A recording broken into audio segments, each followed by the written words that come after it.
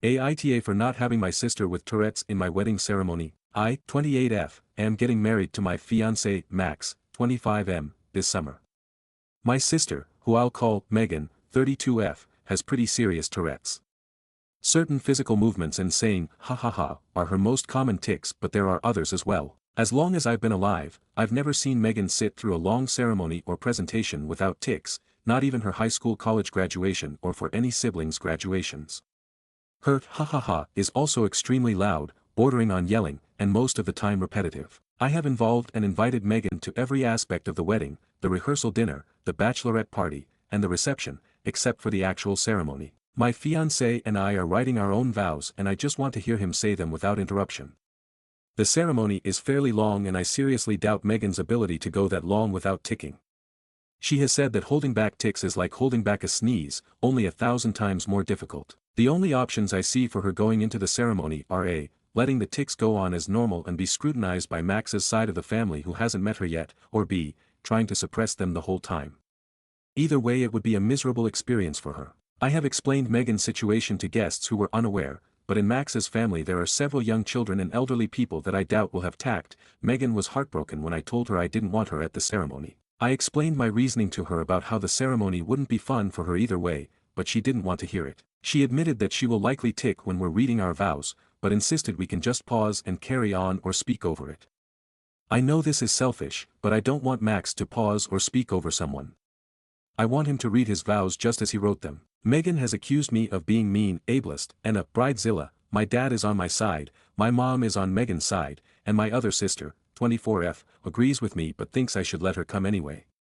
Max supports whatever I decide but says he hopes this doesn't fracture our sister relationship. So, Aita, edit, the kids I'm mentioning went to Max's cousin's wedding last year and were very well behaved, even though their ceremony was longer than what we're planning ours to be, so that's why I'm fine with them. I don't know if this helps, but I am also autistic and have severe struggles when my routines are interrupted or when things don't happen how I planned them. I have often been accused of being a control freak, too type A etc. Maybe this is just me letting my controlling personality get in the way. Edit 2, deleted the previous edit 2, which was expressing my concern that my post would be removed for talking about violence. This is my first time using Reddit and I have tried to post to different subs where I was told even an allusion to violence would get my post taken down, and I didn't understand the difference here. Now that I do, I'd like to clarify my biggest issue isn't the verbal interruptions, which would greatly upset me anyway, but potential harm for Megan and other guests. There is a non-zero chance she could injure herself or others. This is the actual crux of the issue.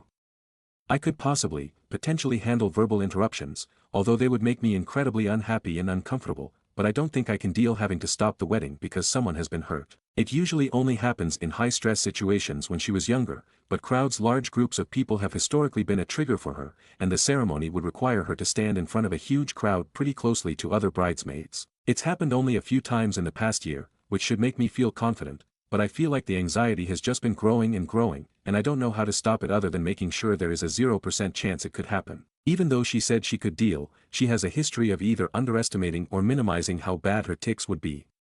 She said she could handle her stressors and manage them but whacked me in the face at a funeral a couple years ago. She says she can handle the wedding, and I'm truly sorry if this is ableist, but I simply don't believe or trust her anymore. She is either not being truthful with me or herself about how bad the tics can get. Sorry for so many edits, but I did not mean to communicate that I was ashamed of Megan or cared if Max's family did not approve of her. If that was true, I wouldn't have her at any parts of the wedding since those family members will also be there. Based on her previous reactions to similar situations, I assumed that kids staring would upset her, not me. Stress is a trigger for her. But people in the thread were right about how it wasn't my place to assume and dictate how she would feel, and I messed up on that part. It's hard to balance, reread the previous edit, when Megan does have a history of downplaying underestimating how bad things could get. Minor update, I called my dad to double check, but there is a nursery room in the church where people can watch what's happening in the church live on a TV inside. I hadn't known about it because it wasn't there when I was a kid, but it will definitely be on my list of proposed compromises when I speak with Megan. I would very much appreciate if you read the FAQs before commenting. FAQs on my Aita post. I'll make this list and link it on my original post and in the comments if necessary. Why didn't you suggest a compromise, such as Skyping? I genuinely did not think of them. I struggle with rigid thinking, and often categorize things as an absolute yes and no without thinking of any options in between. The suggestions for compromise have been very helpful, and I will bring them up to Megan. How would you feel if you were disinvited because of your autism? If the reasoning was sound, such as they believe the environment would lead me to have a meltdown, then I would understand. What if your child has Tourette's? How would you feel if they were excluded? Since Tourette's, as many of you have pointed out, is genetic, Max and I have thoroughly discussed how we would raise them. We will always demand reasonable accommodations from school and the workplace, but we will not insist they be involved in every single activity that kids without Tourette's can do. If we had a child that was in a wheelchair, we would not insist they be put on the track field alongside able-bodied kids to see if they can will the 400-meter faster than they could run it. We would find an organization that caters to children in wheelchairs and specializes in helping them be active. Our hypothetical child will understand that they can't participate in everything the other kids can, but we will always provide alternatives and they will never be made to feel less than because of it. Why can't you just say your vows in private? I don't want to. That's literally it. I feel pretty justified in all my other plans regarding Megan, but this is simply a selfish desire rooted in nothing but Max and me's feelings. The thought of doing vows in private makes me unhappy, the thought of doing it in front of everyone makes me happy. You can call me TA for that if you wish. Why doesn't your family consider that her tics particularly distress you because of your own disability, autism? It has never been taken very seriously by my family because it pales in comparison to Megan. If one child is drowning and the other one is just barely treading water, you go to the drowning child first. Why are you marrying into Max's family if they will be ableist to Megan? They have never been ableist to Megan. When I say I worry about their behavior, I specifically mean younger children and elderly people who aren't mentally there, being able to stop themselves from staring. Why do you care what Max's family thinks? I don't. I don't know how else to communicate that. It's not this, Max's family stares etc. I am upset. It's this, Max's family stares etc. This upsets Megan, distresses her and increases the likelihood of ticking. She has a violent tic and harms herself or others. There is also selfish option B, where it causes a verbal tic and the consequence is just me being upset. If the kids are well behaved at the other wedding you mentioned, why can't they be told by their parents on how to behave at this one? And now we come to the FAQ that renders the two previous ones completely irrelevant. You were right, I was wrong. I was catastrophizing. I don't care if that's not a word. Several people have pointed out that beyond their parents' ability to instruct them, they may have disabled people in their class or their lives they see often. I was projecting my own personal experiences because children rarely, if ever, don't stare at Megan when she is ticking. However, I honestly realized that there's a big difference between a kid who has been prepared from conversations from their parents and know what to expect, versus kids who see some random lady yelling in the supermarket and their mom snaps at them to stop staring. In my mind, all kids were the same. I would also like to clarify that I'm upset about her verbal tics because they affect me. I am sensitive to loud and unexpected noises, which is exactly what her tics are. Most of the time I push down my negative reactions, but if it was just us alone in the room I would still be distressed by her tics. What are her violent tics? The three main ones I know of are the elbow, stomping, and flailing her arm.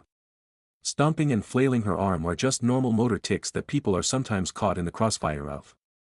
With the elbow, she's explained she must elbow someone or something. Most of the time it's just the wall or whatever chair couch she's sitting on, but sometimes it's a person. The elbow is also dangerous because it comes on very suddenly and is hard to hold back. The most recent elbow victim was the couch at my parents' house, the last human victim was my dad at Thanksgiving. No offense to him, but he has a decent layer of fat insulating him, so he was fine. I will add more FAQs as they come. Update. Additional context I think will help. All three girls are moved out the house. Max and I have an apartment in a big city that will remain unnamed for privacy reasons, and my youngest sister, 24F, I will call her Mia, is in law school at a university that will also remain unnamed. We're both in relatively drivable distances from our hometown, where Megan and our parents live. It's a small town where everyone knows everyone type of deal, and Megan attended a community college where she was already known by the professors and student body. While Megan lives on her own, she is very reliant on our parents. She has never even attempted to get a driver's license because of the possibility a tic could cause her to swerve, reasonable in my opinion, so my mom drives her to and from work every day. This is not me looking down on Megan in any way for not attending a four-year big name like Mia and I, or for needing extra help from our parents, because she does need it. This is to explain that Megan and my parents, particularly my mom, are very close. In my opinion, my mom does things for Megan, mostly interpersonal conflicts, that I think she can handle on her own. Megan rarely communicates directly with Mia and I. Instead, our mom usually calls us and says, Megan wants X, or Megan mentioned she felt Y. Our fight about the wedding was one of the few real discussions we've had without mom mediating. So the first person I actually called was my mom and not Megan. I told her that Megan and I are both grown adults who are capable of handling ourselves. I said I will not take anything into consideration other than what comes directly from Megan's mouth. If mom tells me Megan is upset, I will disregard it. I got pretty frustrated when she steamrolled over my request and threw in her face that I'm the one paying for the wedding, not her and dad, which I regretted. I said I'm willing to work something out with Megan, but if they refuse to communicate or try to disrupt our conversation, all three of them will be disinvited. I reminded her Megan was an adult and hung up. I won't copy and paste the exact text I sent Megan, but here are the main points. It was not my intention to hurt you, and I'm sorry. Please let me explain. I want to talk, not text. Things are too easily misconstrued. Your verbal tics have never been a problem for me. I didn't mean to make you feel ashamed of them. I don't want you to feel like we can't talk. The wedding ceremony is a one-time thing I can explain if you call me. Mom and dad are not present in the room when she calls me. I have already called mom and told her to stay out of my business. I want to talk to her alone, and breaking my trust on this will have serious consequences. A list of 2-hour blocks in the next 3 days. I'm available to have a conversation. Love you. She responded, picking one of the times tomorrow and nothing more, but I'm hopeful we can work this out. Update 2. I called Megan this morning. I'll summarize our conversation, excluding any verbal tics. It's very, very, very long, and all names are fake for privacy reasons. I will refer to myself as Michelle. I told Megan I was sorry I hurt her feelings. Megan said it was especially mean because I know how sensitive she is about weddings and that they're a sore spot for her. I'm bamboozled. I informed Megan that I was not aware that weddings were a particularly sensitive subject for her. Context: Megan and I are at the age where pretty much everyone is getting married, more so for Megan because she lives in our small hometown. Plenty of women and one man she considers her close friends did not invite her to their wedding at all. She works at a boutique and has even encountered friends shopping for jewelry for weddings she wasn't invited to, but I didn't know that last part. Megan does not believe me. How can I not know how upsetting it is when she and my mom have repeatedly mentioned the exclusion to me every time it happens? My answer: well, you never told me you didn't get invited and you were sad about it, you just told me you weren't getting invited. Megan says it's pretty easy to figure out and thinks I'm being purposefully obtuse. I was supposed to pick it up from context clues, the fact that she even said it, her tone when she said it, how many times she mentioned it, and apparently literally everyone else had. Megan cries. I don't know what to do. I just wait until she stops. I remind Megan that I struggle interpreting things like that. This line is from Max, who I consulted, but he was not in the room. I told her that just like she needs some accommodations for her Tourette's, I need accommodations for my autism, and she has to explain things to me, especially feelings-related things, because I need that extra help. Brief interlude you can skip if you want. Megan, you need someone to explain crying to you. Me, this is the first time you've cried about it to me. Obviously I know what crying means, I'm not a complete dumbass. Megan, I didn't say you were a complete dumbass. Me, I felt like it was implied. Megan, you just told me how bad you are at understanding implications. Me, I can still guess. Megan, well, your guess is wrong. I concede to her but repeat what I said about needing some things explained to me. You said we didn't need to do that anymore. Only because Aunt Marnie was such a bitch about it. Context: when I was 15 my dad's sister came to live with us and help out. Around this time I verbally expressed my need for clear explanations and she was so annoying. Example: she'd stop at a red light and huff, and then turn to me in back seat and say slowly, that means I'm annoyed, like I was a toddler or something. My parents and sisters attempted with good faith and told off my aunt when she was being condescending in front of them, but they never quite caught on to what explanations I needed or didn't need. I just got tired of correcting them and announced I was fine after about 6 weeks or so. Max is very good at explicitly stating his feelings because his mom is a therapist. The whole family is very communicative and verbalize their emotions. I didn't know you were that upset about it. I realize Megan did not know for the same reason I didn't know weddings upset her. I never told her. Plus her tics were about at their height when this was going on, and I absolutely don't blame her for not being observant, especially as I do not have typical tells of neurotypical people when they're upset. Now I explain to Megan my idea of the nursery room and live streaming it to her so she can see it. The next accusation from Megan: you're ashamed of me just like friends are. You think I'm embarrassing. I say no, if I was ashamed I wouldn't invite her to anything at all. I tell her I didn't want her at the ceremony specifically because, 1. The sudden loud noises really will distress me. Especially in a typical setup where the bridesmaids are behind me and I can't see them, so I won't even have a warning that it's coming. She says fine in a tone that I am able to pick up on, and I ask her if this is how she really feels, because if it's not fine she needs to tell me. I haven't even brought up the possibility of violence yet because that will make her even more upset. After a significant pause, she says no offense but she feels like I'm just saying this to hide that I'm ashamed of her, that her friends make lots of excuses like that too. I say no, but I understand why it looks that way because I have always downplayed my own issues when I'm with our family, something else Max coached me on suggested to me.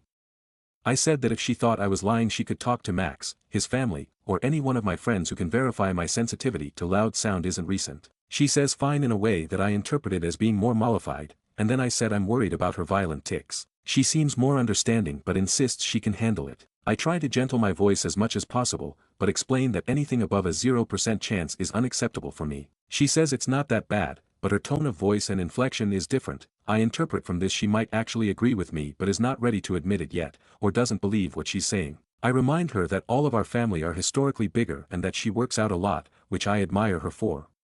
None of the family members really gets hurt when she elbows because we're all around her size, but she has to be reminded that she's a 5 feet 10 inches muscular woman. I reiterate this and bring up one of my bridesmaids as an example. Direct quote, all of the other, our last name, would be fine but Mary is 5 feet 0 inches and 115 soaking wet. If you elbowed she would go the fuck down and I don't think she would get up. She laughs a little uncomfortably, but I'm not joking. I remind her of Nana's funeral where she said she would be fine and then ended up smacking me in the face. I said I know Tourette's can be unpredictable, but she's had 32 years to figure out her limits. I remind her that she has consistently misled me about how bad things will be. She swears this time it will actually be fine, that she knows herself better than I do and it's condescending to assume that she's lying. She also reminds me Nana's wedding was years ago, saying she's improved, and I remind her that the last elbowing incident was months ago. I give up at this point. I am so tired of her lying. She knows she's lying, I know she's lying, and she knows I know. I say fine. You can be in the ceremony if you say you can.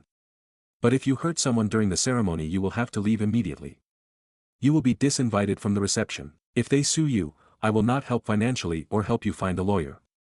And I will cut you off completely and not speak to you anymore. You will not get to meet your nieces and nephews, ever. If you're truly willing to risk all that then you must be truly confident, and I trust you. Otherwise the nursery room is always open and you can watch on the TV. She doesn't answer me, but starts crying and says how can I do this to her, this is the only way she'll ever be in a wedding in any way, no one else wants her but her own family should, it's not fair and she just wants for one time in her life to be in a wedding. This is a lot of information to process for me, so I just kind of pick out one piece and blurt it out before I can process the rest as whole. Why don't you think you'll get married? She says, are you delusional, nobody would ever want to marry me. I know this is really insensitive, but I wasn't trying to be mean. It was just my first reaction, I didn't think over it. I just said flatly, Megan, you're being really stupid. This seems to shock her into silence. I continued. You're very smart, you're very pretty, you work out and you're a good person. There are lots of people out there you haven't met yet that could be a great match, maybe even someone who has Tourette's too, so writing yourself off and preemptively giving up is incredibly dumb. She sighs and says you don't get it. I say yes I do, that I never thought someone would understand me until I met Max. I tell her that she stayed in our hometown her whole life, and there's a reason I didn't marry anyone from there. I did something off script, which surprised me, but I said I know she doesn't like big crowds but she should come to, city, with me and Max or just me. I said she should try and meet new people. She seemed taken aback and almost horrified by the thought, so I said something was probably offensive, sorry, and said, there's an 80% chance a homeless tweaker will be doing something way more disruptive than you at any given time. She got really quiet and didn't say anything, so I reiterated my points. I'm not ashamed of the tics in and of themselves, I am worried about potential harm they could cause. The motor tics are self-explanatory, and the vocal tics will distress me and make me uncomfortable. If she wants to bet our entire relationship on her confidence she won't motor tic and hurt someone, she can be my guest, but I'm done. She starts begging me. Why can't I get a bigger venue so the bridesmaids have more room, and place an inanimate object near in case she gets the elbowing tic? Or why did I pick so many bridesmaids when I knew she would be one and she would be crowded? Why can't I just say my vows in private? Why can't I just ignore her when she tics? Why? Finally, she said she felt like I didn't take her needs into consideration and planned the wedding without thinking her at all. I snapped.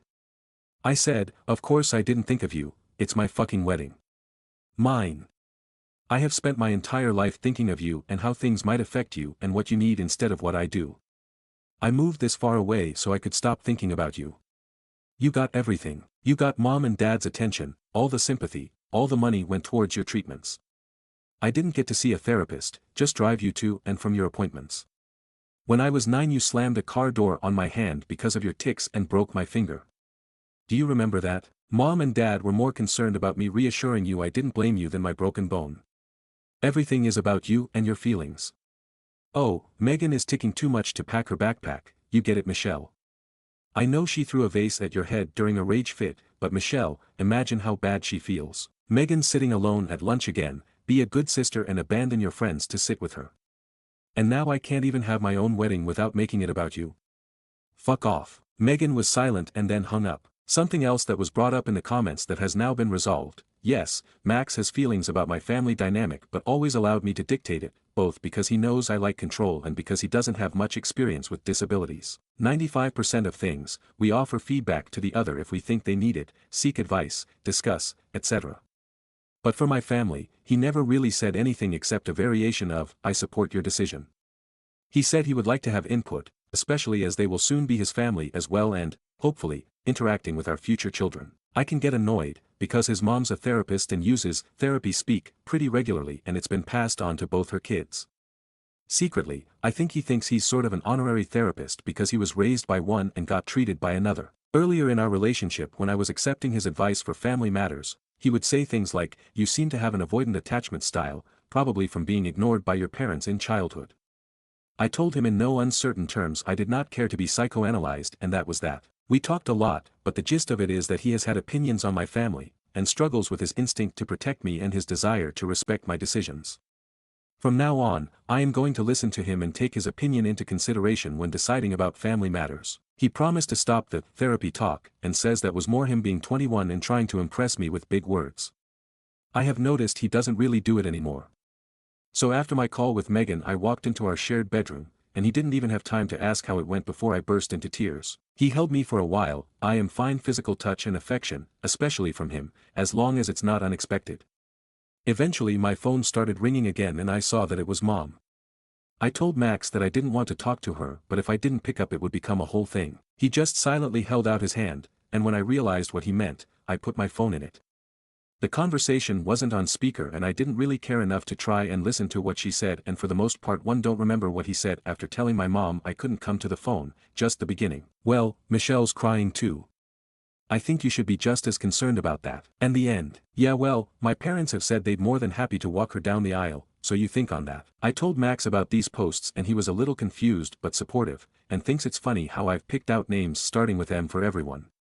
I have not had any more calls from my family, but Max called his mother, very nice lady, and put her on speaker and she reiterated she'd be happy to walk me down the aisle with her husband. So that is that for now. I find the anonymity very freeing, as well as writing down what happened, so I will update you all as soon as there is on. An update and goodbye. Max and I have officially disinvited Megan and my parents from my wedding. I am getting lots of support and love from his family.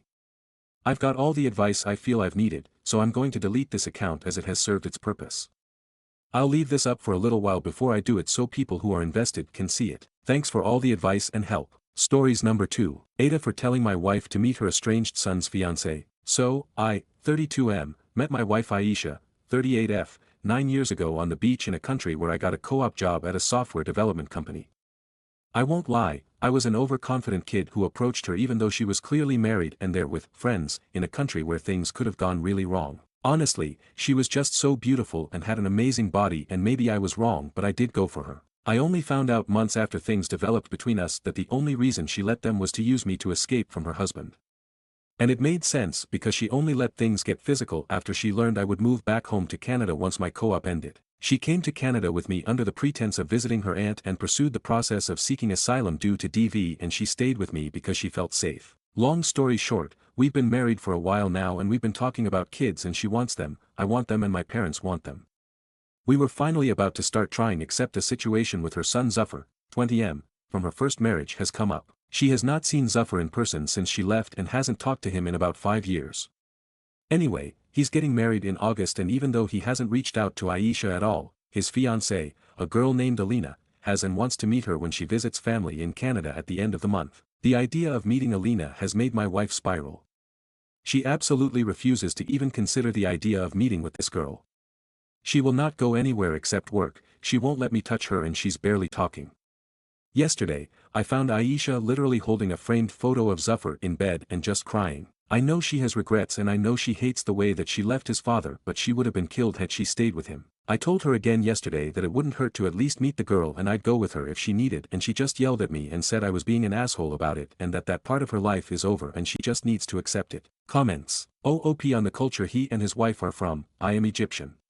So while it may not directly be my culture, it's very close. Same people, same religion, different desert.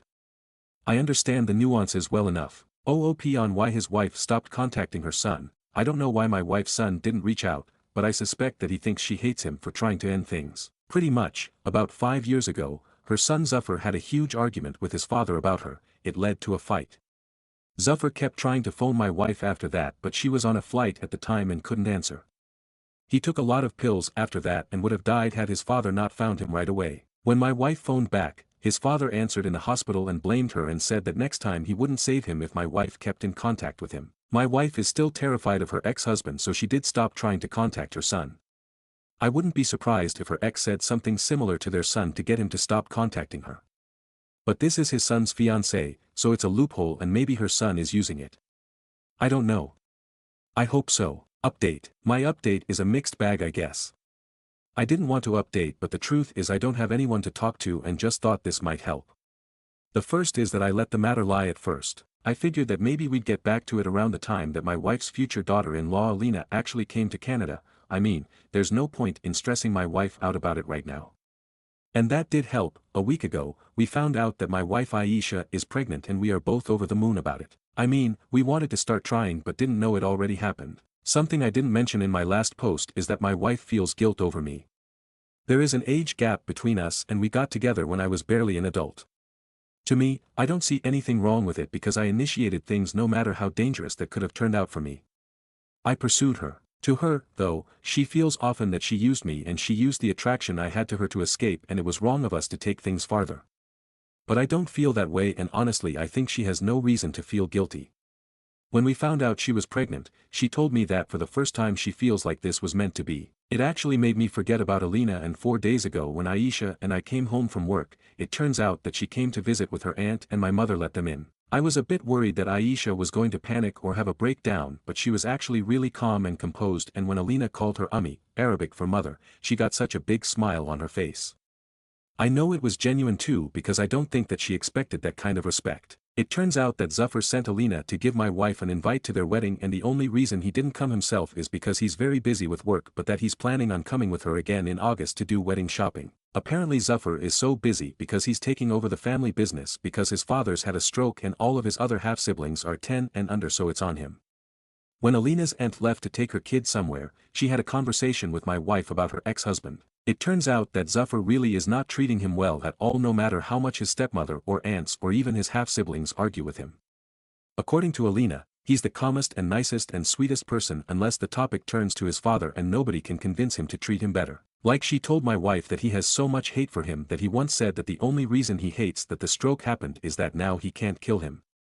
He even threatened once to bar his half-siblings from attending his wedding and the reception because his stepmother tried to get him to do better by his father. My wife had Alina tell her the things that her ex-husband did to Zufar even though she didn't want to, and I won't say them because I just can't imagine somebody doing that stuff to their own child. Alina asked if my wife could talk to Zufar because she doesn't want him so filled with hate even if his father does deserve it for torturing him for his entire life. My wife told Alina that she doesn't feel she can talk to her son on the phone after so long, and when he comes, he'll stay with us and she will talk to him about it then, and that she'll convince him for her. Alina left with her aunt soon after, and it's weird because even though my wife told Alina that when we were alone at night she told me that she's happy that Zufar's doing that and that his father deserves it. She cried a lot that night and told me she'd be forgiving if it was just her that was hurt by her ex-husband, but that she can't stand that her son had to suffer so much under him and hopes that her ex-husband keeps reaping what he sowed. I admitted that seemed wrong to say, but she told me I'd understand when our son is born, and now I don't know why she's so certain it'll be a boy, but hey, Alina's flight home is today and my wife is the one dropping her off, and in fact they were inseparable for the last few days.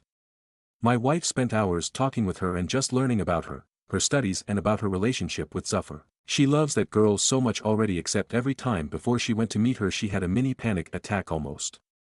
I asked about it, but she just said that it's like she has a daughter and it's a good dream and she's worried she's going to wake up. She even said maybe it would have been better if she had been allowed to move on because she's so afraid of getting hurt again. Stories number 3. My 28M husband cheated on me, 27F, and I understand why.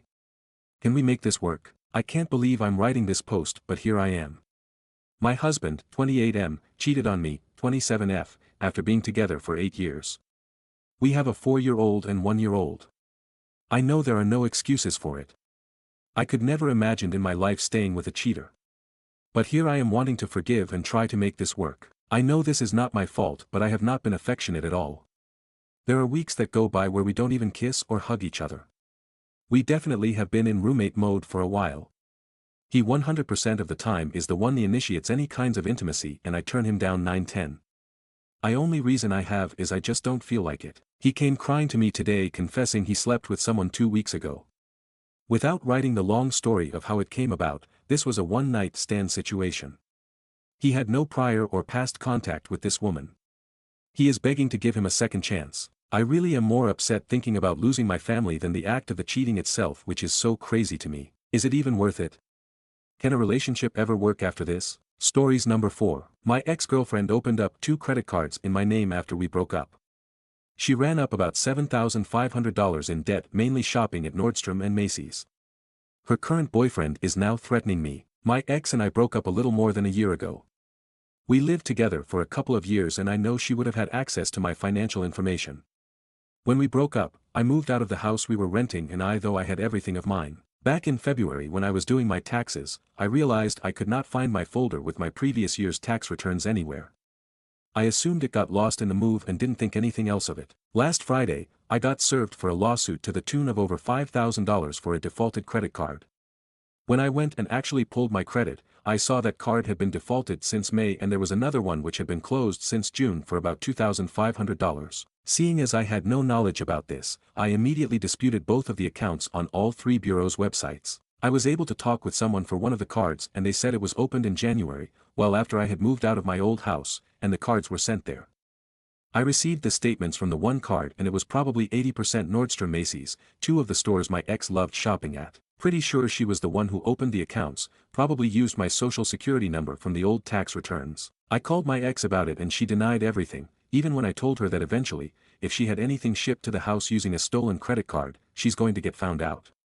She flipped and started screaming at me saying I can't seriously accuse her of anything and to never talk to her again. About 20 minutes later I get a call from a blocked number. It was her boyfriend threatening to make my life a living hell unless I stopped harassing her by claiming she stole my identity.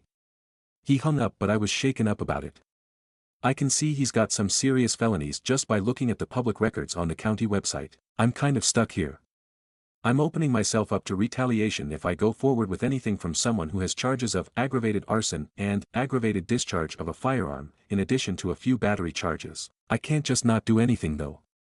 Any advice would be greatly appreciated. Comments. Commenter 1. Copying this for every identity theft situation I see on here, since it seems to happen a lot, where you know who the person is who stole your identity.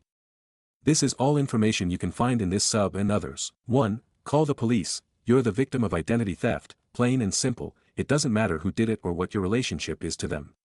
They broke the law, now they have to face the consequences of their actions. 2. Freeze your credit. You want to make sure it doesn't happen again, take the proactive route of freezing your credit. 3. Monitor and track your credit. You need to be alerted if anyone tries opening a line of credit in your name. This gives you a way to do it for free and it shows your credit score. 4. Warn anyone else who might be a victim. This includes family members or anyone else whose social security number might be compromised by the thief. 5. Take the police report to the credit bureaus, give them the report number when you dispute all of the accounts. Most of the time, that will be enough for them to take the accounts off of your credit. It's on the creditors themselves to prove the accounts are legitimately yours and the bureaus aren't going to get in the middle of it. A police report goes a long way in clearing up your credit. Don't take identity theft lying down, even if it's someone close to you. If you let them get away with it, get ready for 5 to 10 years of bad credit, collection agencies coming after you, lawsuits, etc. For this specific case, you need to go to the police like now. This guy seems like an incredibly violent person, would get a restraining order as soon as possible. Does he know where you live? I also would not contact your ex at all about anything else. Let it all go through the court system. Reply, I plan on calling the police, I was just kind of freaked out about the whole situation. How do I get the police report to the credit companies? Commenter 2. They can pull the report from the police with just the report number, assuming the company is listed somewhere in the report. Be sure you give them the account numbers and company names. Update, I followed the advice in the comments and went to the police. Quick and painless process, I was in and out in maybe 30 minutes with a report number. I never received another call from my ex or her BF. I gave the report number to the credit card companies and the credit bureaus. I was told I didn't have to do anything else at that point but to show up to the court date for the lawsuit. I learned through a mutual friend today that my ex was arrested this morning. Apparently the county put out a warrant for her last week, pulled her over on the way to work. It looks like she was charged and released pretty quickly. Also, I learned my ex and the BF who threatened me are no longer together. I don't think I have to worry about him anymore. The court date for the lawsuit is later this month but everything has already fallen off my report. My score has gone up probably 200 points. I'm still going to the court date just to make sure everything is good but it's looking like all good news from here on out. Comments. Commenter 1. That's awesome news. Your story will also serve as inspiration for others to pursue justice when they've been wronged. Commenter 2. Amazing that someone on Reddit actually did something about the situation other than whine on the internet. Commenter 3. Wait, that's an option. Update. I went to court in September and there was a local attorney representing the credit card company who was pretty nice to me. She had my account and she said that it would be dismissed and to stick around for a few minutes to get it cleared. I was one of 2 people who showed up for like 20 of her accounts. Apparently they get a huge percentage of default judgments. My entire case was dismissed and I haven't seen anything weird on my credit since. What is far less cool is that my ex got back together with the guy who threatened me, who promptly threatened me again from a private number the day after my ex had a hearing. I didn't even know his name at that point and I hung up on him after he said there would be problems if I didn't drop the case. About a week and a half ago she has her most recent hearing according to the court website with another one scheduled for early March. The next day I'm at work and get a call from my local PD saying my car, which was parked in front of my house, was hit by gunfire 5 times about 45 minutes prior. By the time I got home, they already had a plate from surveillance video and license plate cameras. The guy who owns the car matches the guy who was on camera at a gas station a few blocks from my house 10 minutes before the shooting getting into the car. My neighborhood has never had a shooting before is what I've been told and there was lots of video footage. I decided to get an order of protection against the car owner who I'm 99.999% sure is my ex's boyfriend. I got a follow-up call yesterday from an investigator, they got a warrant for him the day after it happened. When they went to pull him over because it alerted on the license plate readers, he just didn't stop. They declined to pursue the car and now he's just out. So yeah, I'm kind of thinking about moving. Comments. Commenter 1. At this point you cannot drop the charges, the state doesn't really need you to continue to pursue the criminal case. They got a warrant for him the day after it happened. When they went to pull him over because it alerted on the license plate readers, he just didn't stop. They declined to pursue the car and now he's just out. So yeah, I'm kind of thinking about moving. This sounds like a story for an entirely different subreddit. Yeah, I'd get a new address and a new car. Commenter 2. Buy a gun or shotgun to defend yourself at home. We've moved beyond the realm of idle threats. Of course, take proper weapons safety courses, and know how and when it is legally permissible to use weapons in self-defense. Yes, calling law enforcement is always option 1. Stories number 5. Aita for being upset my girlfriend put an air tag on my motorcycle to prove a point to her mom. I've never made a Reddit post on this sub before but I read posts from here occasionally. I am going to make my submission as concise as possible but I'm not a great storyteller and this whole thing is a little more nuanced than my shitty ability to articulate it. I'm 27M and my girlfriend is 33F. Although our relationship started out very intense and unpredictable, we quickly developed strong feelings and have been together for 3 years. Despite being together that long, I just met my girlfriend's parents for the first time a few weeks ago. She is an only child and said she didn't want to introduce anyone she dated to her parents unless she knew this was the person she wanted to marry. Her parents also live abroad and due to COVID and her dad's health problems, they didn't visit her for a while. She usually went to visit them. It was a big step for her to tell me she wanted me to meet them and I did my best to make a good impression. I was raised by my grandmother. When she passed, my older sister took over caring for me. My girlfriend has had a stable upbringing. Her parents are wealthy and she's led a privileged life. We don't have the same life experiences and it was never a problem until I met her parents. If anything, for some reason the differences between us added to our relationship in ways. Unfortunately, I got the impression her parents were scrutinizing every aspect of my life over the dinner we had on our first meeting, and this included my family. I stayed true to myself and maintained my confidence but left the interaction feeling like I bombed the test. My girlfriend reassured me they liked me, but her mood over the few days afterward suggested otherwise. I called her out on it and pressed her for an explanation. I learned she's been upset because of a fight she had with her mother following the dinner. Her mother thinks I'm just having fun with her daughter, that I will get bored and leave her and she's too old to be wasting time with me. Apparently, her mother got this impression entirely from the way I look, and this judgment about me trumps anything else I shared about myself. My girlfriend and I decided to have me spend more time with her family over the coming holidays, so I have been going over every day and involving myself in shopping trips etc. with my girlfriend and her mom, hoping that she would get to know me and overcome whatever skepticism she has. I even spent hours getting a crash course in a strategy board game her dad plays and started playing with him to continue learning it as a form of bonding. Despite feeling like I won her dad over, I felt like her mom was constantly evaluating my loyalty in subtle, unrealistic ways. Examples include overanalyzing how I interact with others in public, reading too much into the way I smile, and the way I show affection toward my girlfriend. According to my girlfriend's mom, the fact that I have a motorcycle makes me extra slutty. And that's how this escalated. My sister and I have an 18-year-old dog. It's been a tough few months for him. I think he's approaching the end. For that reason, usually one of us is always with him. He's on the smaller side, so he's easy to bring along anywhere. I've had to leave to give medicine to my dog at certain times of the day because he's on a schedule, and I guess my girlfriend's mom found even this to be suspicious. The other day I left my girlfriend and her family to go give my dog his medicine, and on my way there my phone alerted that an AirTag was traveling with me. When I reached my place, I searched all my pockets and stuff and eventually found it on the motorcycle itself.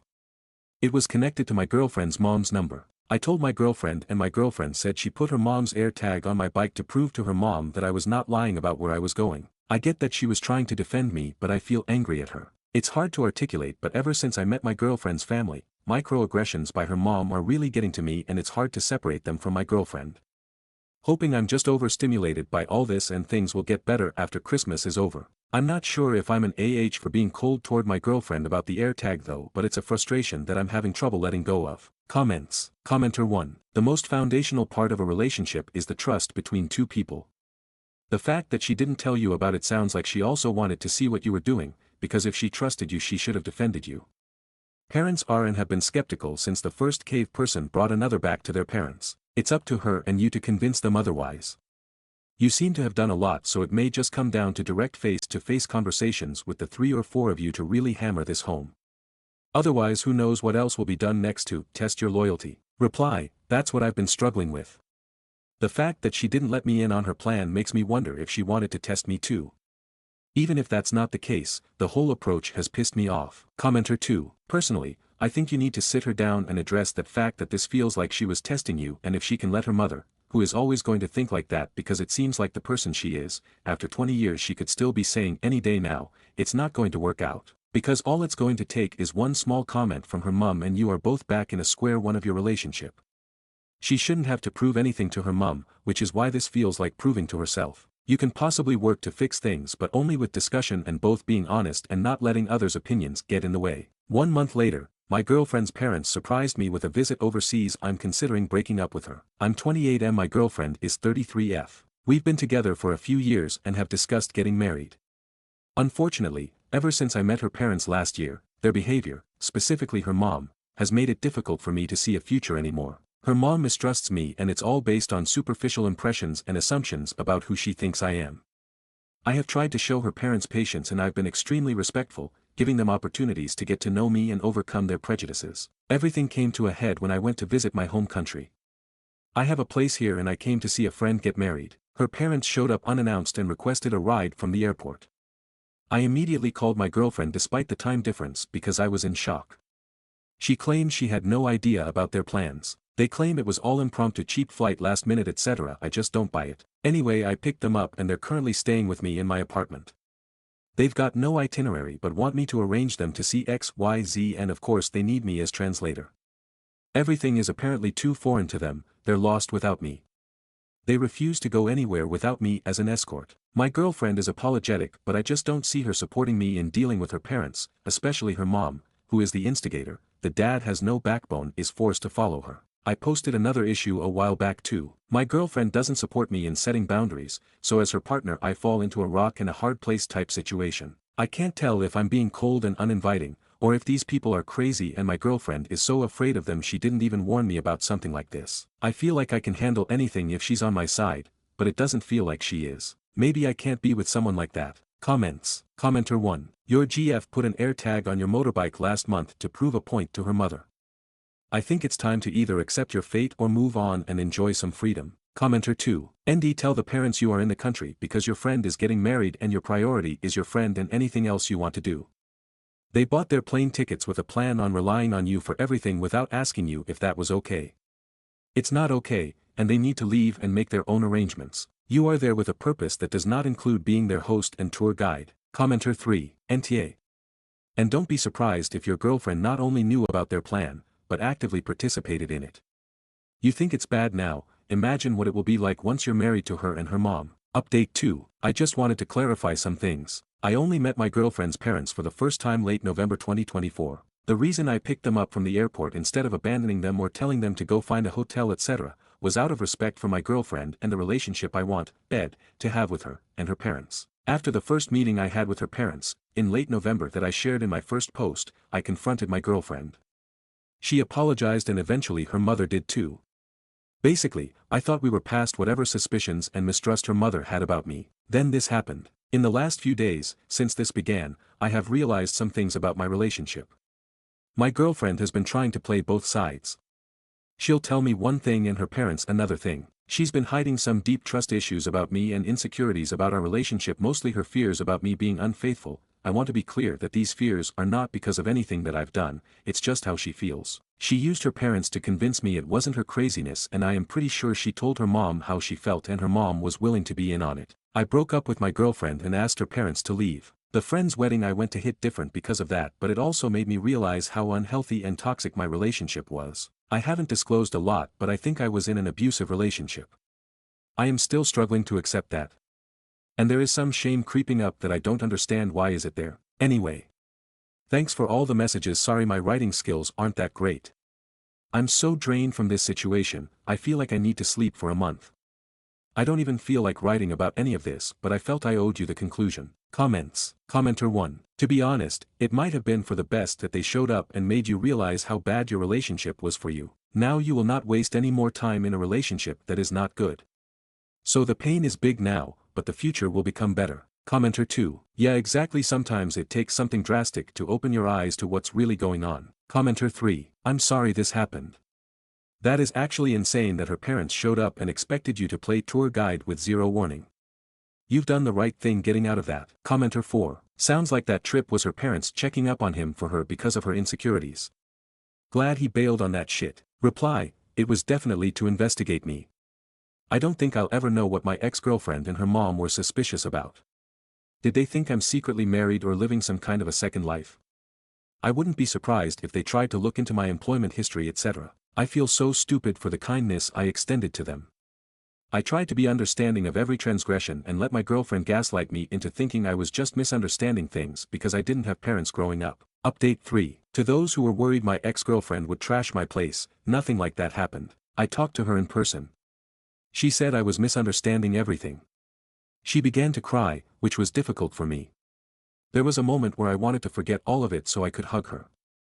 I held back because something felt different. She asked me if I hate her. Obviously, I don't. I said I am tired of feeling like the person I love is not who I thought they were. Ever since she introduced me to her parents, and close friend circle, which I didn't talk about, I have seen a side of her I don't recognize. After meeting her parents for the first time and the strange behavior started to add up, I gave her an opportunity to come clean. I asked her to tell me everything. I told her I can't help you if you leave me in the dark. I even warned her if I find out later, it's over. Because of the way she chose to answer me during this conversation, every action I took, I held back. All she had to do was tell me what was going on. I would have helped her take on everything. Instead, she chose to trick me in cruel ways while acting helpless and innocent when I questioned her about it. I shielded her all this time. She manipulated everyone around her, including me. Everything is confusing now. I look back at all of our time together and feel crazy. I can't differentiate anymore, her true feelings about anything. She tried to explain the stress of pleasing her friends and family made her act this way, but she doesn't share their views or doubts about me. She said she's never loved anyone the way she loves me and her feelings scare her. I wish she would just admit she had too much fucking pride. I understand she is the way she is probably due to how she was raised. But some of the things she has said and done are unforgivable. The conversation went on, but everything was still other people's fault. She wasn't taking any accountability, so I stood by my decision to stay broken up. To be honest, by hesitating for even that singular moment when I wanted to hold her, she showed me the side of her that comes out when she doesn't get her way. For the first time, I felt like what I was seeing is actually her true self. We were having this conversation while walking outside. We had stopped walking and she was wiping her tears. When she realized I wasn't going to comfort her, she started to say degrading things about me. She also brought it up again that my life is easier than hers because I grew up with no parents.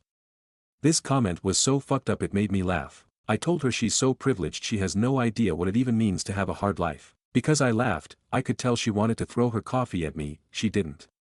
Instead, she said some more things about me and I realized I don't care anymore because I don't even recognize this woman who is yapping in front of me. Since then, she has emailed me an Excel spreadsheet of all the money I owe. The things she has itemized are things like all the times she upgraded me on a flight, luxury gifts she has bought me on birthdays, Christmas, etc. She also included ridiculous things like estimated cost of gas X amount of times when she was my designated driver, and pregnancy tests. I think she added this just to mess with me. I'm not going to bother explaining my contributions. This email made me sick. I packed her things that were in my apartment. I had a friend come over when she came to collect them. She didn't know this. I answered the door and she pushed against me and tried to initiate. I didn't return her advance and she got angry and scratched me. I think maybe she was trying to slap me but couldn't reach. I'm not really sure because it happened too fast and I restrained her. My friend came out and began calling her on it. He made a show of taking a video and threatened her with assault. I think it embarrassed her, so she probably won't do something like this again. The only downside to his presence was, I think she will try to convince herself I rejected her in that moment because he was there. For people asking about my dog. He's happy and comfortable, and still alive. He eats well unlike his age. My priorities are to improve the quality of his life, not unnecessarily prolong it. But every night I check on him before I fall asleep. And every morning I wake up with this feeling of dread. He has Cushing's disease and chronic pancreatitis. He is high risk for developing cancer. The medication routine is a bit complex, but I am learning everything I can for him. Take care of your pets and check them often for lumps. A lot of animals hide their pain. I guess we have that in common. Maybe I shouldn't have ended the post like this. Anyway. I'm really okay. I posted this update because I got a lot of messages and it's easier than answering them separately. In case I don't feel like answering comments, I will just leave this here. There is a lot I haven't shared. There is a lot I haven't even admit to myself yet. I am not saying I am perfect. It's not about being right or wrong anymore. I have a lot of flaws too. I'm sure I handled some things poorly. And I know I was a fool. I also still experience moments where my heart aches and I question if I'm wrong about everything, wanting to just get back together. Hopefully this will get easier with time. Anyway. Writing here counts as therapy, right? I'm going to go drink a cold beer in the shower. Comments. Commenter 1. I have a feeling she's gonna make his life hell because he said it himself. She doesn't take responsibility.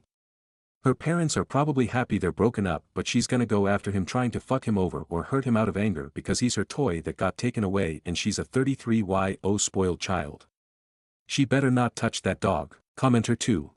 Those are gifts, you don't owe her money. Reply, I won't be paying her. She's just playing games. Stories number 6. Wife wants other partners, fell out of love cause I was complacent. What's next is wild. First time posting. My wife of 15 years wants her own place and a separation. She told me I was just not emotionally engaging, not giving her the happiness and spark she had needed for a long time. I understand, but my mental has been fucked for years, and anxiety and panic was really keeping me from even engaging most days. 2 kids, even harder. But regardless, I don't want to lose her. We're separated, she's sleeping in the guest room, but still in the same living space. I've spent a couple weeks working on myself and making significant changes. Therapy held and I'm literally a different man. Really, the man she wants. It comes down to her wanting to have complete autonomy for 6 to 12 months, she says, and I asked what that would do for us. She said she literally wants to feel, wants to explore, see other people. Then after that time see where we are and if we can reconcile. So to me, that's the end, it's divorce. There's no way I could wait to have her go sleep with other people. I'm an old-fashioned, that part is of limits, deal killer, kind of guy. She never cheated, but there's all the signs of her having emotional affairs with a couple people leading up to this. So here's my dilemma: I can't lose her, this marriage, how much it will affect the kids. But sleeping with other people is something that is typically a bad thing, right? I challenged myself to see if I could make an open marriage possible. It's hard to think about that, but it's something I think I could try and see if it makes us closer. She's open to it, and I'm trying to decide if I should abandon my notions of physical intimacy and begin again as a poly kind of couple. I know I could bring the love back and have her, and I could also explore. I'm willing to try and move through those feelings, but I don't know if that's me just giving her what she wants and me giving up something I never thought about before. She gets to have her cake and eat it, I get to keep her close and maybe fix the connection. Any advice? Edit, paragraphs, got it. Thank you for all the advice. Y'all are a really cool resource that I appreciate, even the trolling. Also adding a comment below that helps identify how I process and adjust behavior. I'm also a highly functioning autistic ADHD, and it causes things to stick where they stick. I've always been able to learn behavioral changes and am able to basically use logic and solve for X and put the new information to work. It's like a light switch. I've learned over time how to adapt and correct for the sake of the situation. Childhood abandonment issues are unresolved, but I've learned how my extreme codependent needs drive a lot of the other negative behavior. All that said, I know there's a ton of work to do on me. The man she wants is someone I can see now and turn those behaviors on. I have been. It's mechanical, but I can feel the changes are bringing her closer. She's responding as expected, and probably what's giving me hope. Probably keeping me from seeing the situation for what it is. She wants out specifically to see other people. I don't want to sit to see how it turns out. Edit 2, some context around the situation from a reply I made. Her way of trying was only ever when irritated she would be like, I need you to do XYZ, and never an actual convo. I worked on all kinds of shit for her way before this. She's just tired of me working on myself, but then drinking herself stupid every other night. It causes me to distance, and telling her in every way that she needs to stop. Even the kids hated it. I don't think it's about me being absent for years. I was struggling with mental because I was managing my life, job, the kids, and trying to get an alcoholic to stop drinking because it was ruining our lives. I spiraled hard because divorce was never an option for me. I would fight for it until I died. I just think that after 15 years she gets a new job for the first time in a decade and all of a sudden she is checked out. I know the guy she's hanging out with, he's her coworker. They have spent a lot of time together and I knew what was happening. Just tried to ignore it because she wanted autonomy and I was trying to give it to her. Trying to make her happy turned into me giving her the space to make that connection and space to be able to emotionally cheat on me. She said she hasn't done anything physical yet, but yeah, I'm grasping. I'm walking through glass to try and prove to her I'm that guy. But she just wants another guy, period. Whether or not we try poly, she wants another man to fuck. That part was clear. She won't try for us. Edit 3, I'm overwhelmed with the support and clarity I've gotten from all the comments, even the unsupportive ones. I need to hear that side too. Just to touch on the whole, 2 weeks, changes man, thing. I've been in therapy for months. I've learned more about myself than I thought was possible. I've changed a lot of things for the better that have helped us. The last few weeks, I've actually read the right books and researched hard, looking really deep, and found the actual root of a lot of my issues, and issues affecting us. I've never known that the place these issues come from were anything I ever knew I should have focused. Example, I focused on fixing being jealous and having trust issues. Worked on ways to fix that and get past it to give her that and let shit go. But that was surface bullshit. I learned where this came from. Deeper issues around my codependency and self-esteem driving a ton of that, and began seeing how it was affecting us. So saying I'm a new man, yes. I see things now that I never knew I should, and in ways that make me a better man. And yes, seeing this compounded by revelations on many of my issues, is leading me to be in a better place as that man she wants and needs. I know I'm not magically changed after a couple weeks, that would be ignorant and shallow as hell. But I'm not that guy who's oblivious to the disease and just treating the symptoms anymore. A lot has changed, and a lot more needs to. She needs to be able to face herself, her addiction to substance, her addiction to people. Learn how to communicate through hard conversations, not just easy or angry ones. Maybe dig into her own mental issues, because she had never looked inward and have those hard talks with herself. It's always everybody else, she's always right, and it's caused chaos and drama or whole marriage. We've lost good, close friends over her inability to work shit out. She pushes everyone away. Lastly, I know what needs to happen, and I knew it all along. I should never want to compromise my morals and core values just to try and keep what this marriage has become, and what she has done.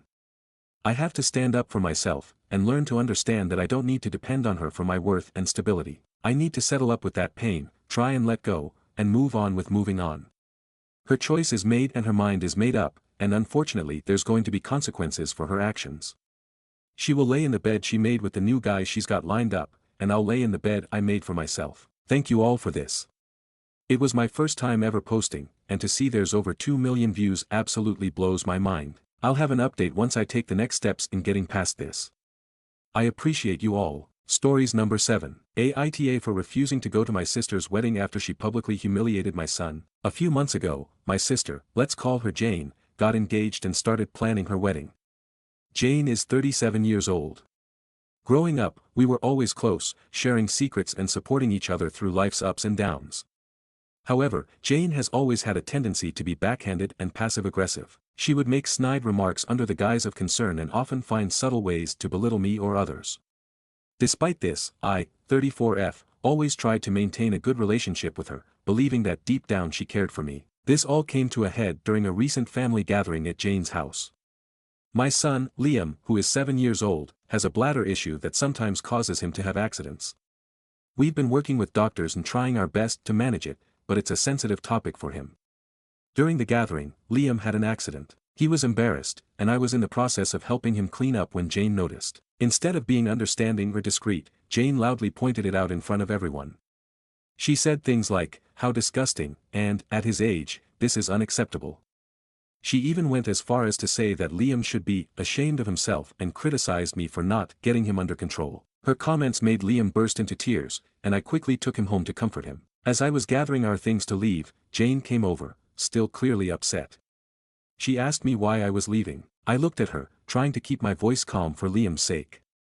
"Jane, I think it's best if we go home. Liam is very upset right now." Jane rolled her eyes at me. "Oh, come on. It's just an accident. He needs to learn how to handle these things better. You can't just coddle him forever." My patience was wearing thin, but I tried to explain again. "Jane, Liam has a medical condition. We're working with doctors, and it's a sensitive issue for him. Your comments just now were really hurtful." I was just telling the truth. "He needs to toughen up. You're not doing him any favors by babying him." At this point, I was furious but didn't want to escalate the situation in front of Liam. I took a deep breath and said, "We'll talk about this later, Jane. Right now, I need to take care of my son." Without waiting for a response, I gathered Liam and headed to the car. On the drive home, I couldn't shake the image of Jane's face and her harsh words. This wasn't the first time she had made Liam feel bad about his condition. Each time, I had hoped she would understand and show some empathy, but it seemed like she was only getting worse. The next day, I called Jane to talk about what had happened. This conversation is from what I can remember. I wanted to explain again, away from the heat of the moment, and hoped she would see reason. "Jane, about yesterday. I need you to understand how much your words hurt Liam. He's already struggling, and your comments made him feel even worse." Instead of apologizing, Jane was very defensive. "I'm not going to apologize for telling the truth. You need to stop coddling him, and he needs to learn to deal with the real world." Her response was like a punch to the gut. I had hoped for some empathy, some understanding, but it was clear she wasn't going to give it. "Jane, I don't think you understand how serious this is. He has a medical condition. It's not something he can just toughen up from." She told me, "Look, I have a wedding to plan. I don't have time for this drama." When Jane's wedding invitations went out, I received one, but I felt conflicted. On one hand, she's my sister, and it's a significant event in her life. On the other hand, I couldn't forget how she humiliated my son and her refusal to apologize. After much thought, I decided to decline the invitation. I didn't feel comfortable celebrating with someone who had been so cruel to my child. When Jane found out, she was livid. She accused me of trying to ruin her special day and called me petty and overdramatic. Some family members sided with her, saying I should let it go for the sake of family harmony, while others understood my decision and supported me. This wasn't the first time Jane had done something like this. She has a history of making hurtful comments about Liam's condition and generally lacks sensitivity when it comes to his medical issues. Each time, I've tried to address it calmly, hoping she would eventually understand and be more considerate. Unfortunately, she never changes, and her behavior continues to hurt my son. Jane has been blowing up my phone, including other family members. Now, I'm left questioning if I'm the asshole for refusing to go to my sister's wedding. I don't want to cause family drama, but I also feel strongly about standing up for my son. This wedding is just the latest incident in a long line of hurtful behavior from Jane, and I'm not sure how much more I can take. So, Aita for refusing to go to my sister's wedding after she publicly humiliated my son. Edit, there is an update on my page. The sub doesn't have a consensus bot, OOP received mixed reactions. Relevant comments. Commenter 1. But YTA if you let her back in? How many times does she have to bully your son for you to get that she's a mean girl who gets off on hurting your 7-year-old son? When he cuts you out of his life because mom never had my back.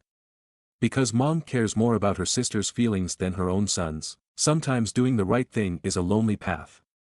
And the people who are backing her up ask them if she bullies their child would they be okay with that. Reply, I agree I feel ashamed for letting her get away with things. Commenter 2, I'm wondering why you let this last incident be the straw that broke the camel's back. She's done it multiple times before, right? Why didn't you stand up for him then? Are you missing the wedding to hurt her because unless you're going no contact the problem is still going to exist? And why doesn't your son wear pull-ups, discreetly of course, to protect him from public embarrassment? I mean if you don't want to go to the wedding then that's fine but don't give your sister another reason to mistreat your son. Reply, I'm sold on going no contact with her. Even if my son receives an apology, she will not be let back into his life.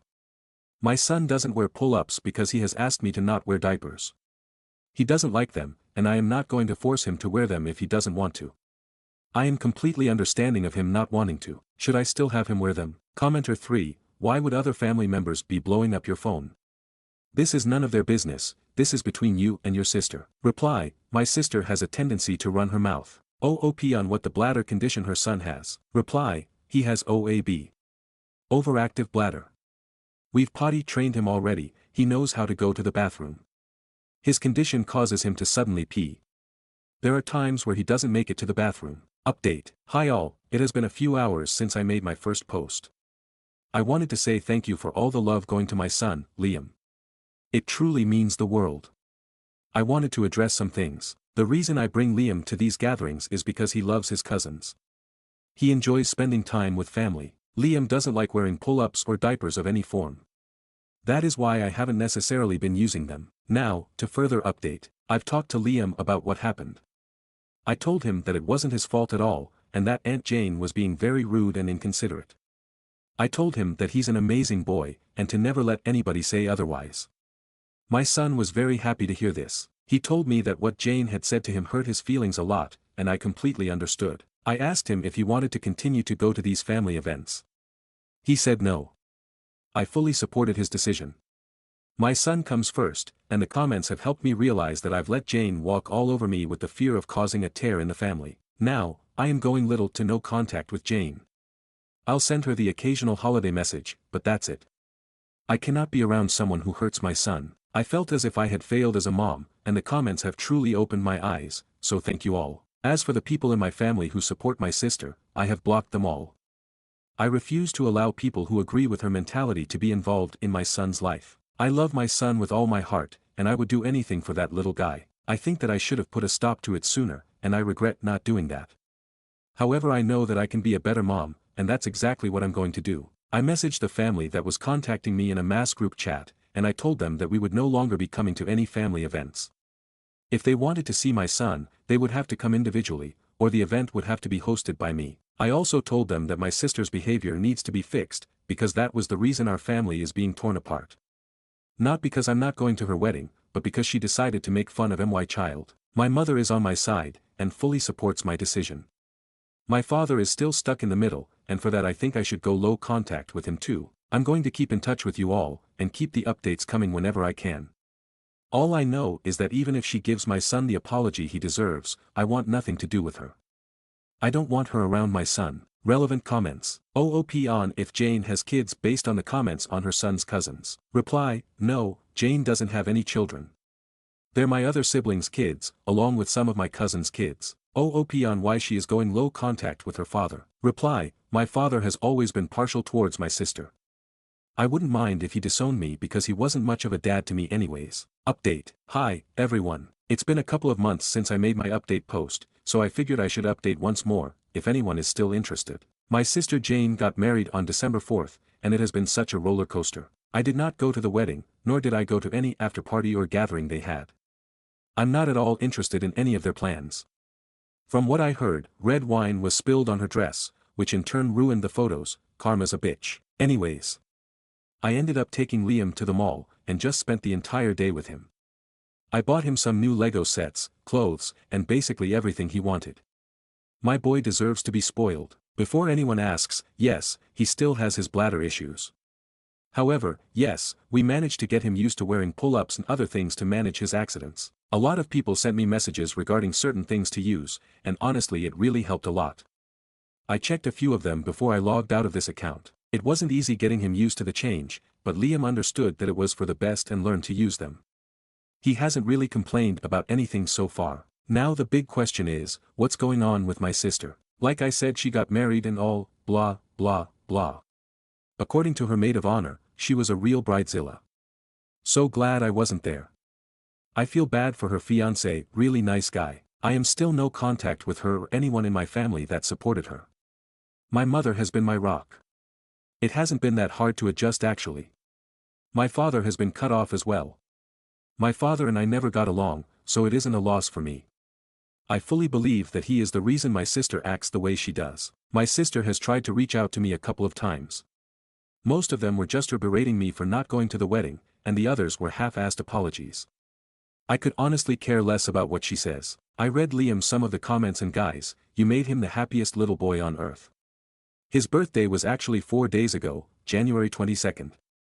He is now 8 years old. We had a nice Lego-themed party for him. He loves Legos. My mom and a few cousins were invited, along with his school friends. He had an accident during the party, but finally, no one was there to berate him for something he can't control. TLDR, Liam is great, he says hi and thank you for everything. I'm also saying thank you for anything.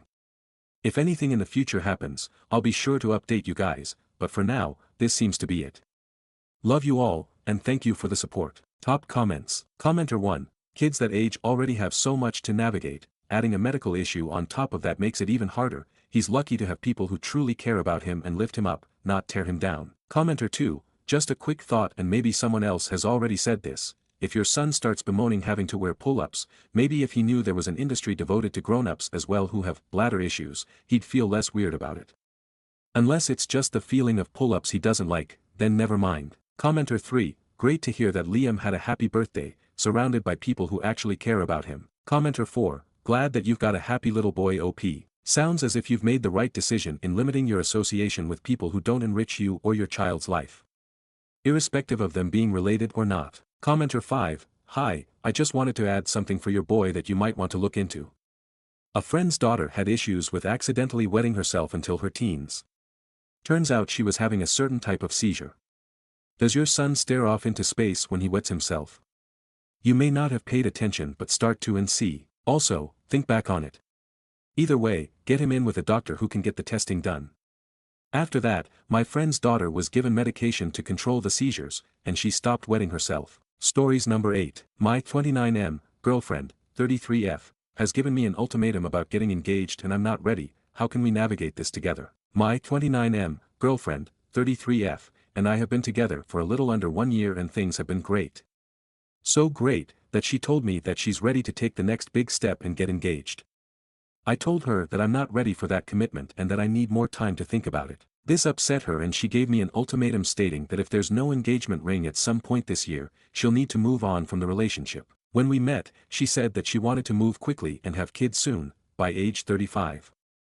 I understood and agreed that we could move toward that goal together. We entered into a relationship after about 1 month of dating, and when she got a job opportunity in another city, I decided to go with her and move in together so we can continue to make progress towards that goal. In my mind, getting married after only knowing the person for 1 year is very fast, and that 2 years would make me feel more comfortable about making that decision and is still relatively soon. She is from a part of the world that is much more traditional and people get married quite quickly, relative to what I'm used to. I know that she's getting pressure from her own community about getting engaged soon as well, which makes it hard to understand how much of her wanting to get engaged is up to her and how much of it is to please other people. I offered to book and pay for relationship counseling sessions to help us navigate these discussions.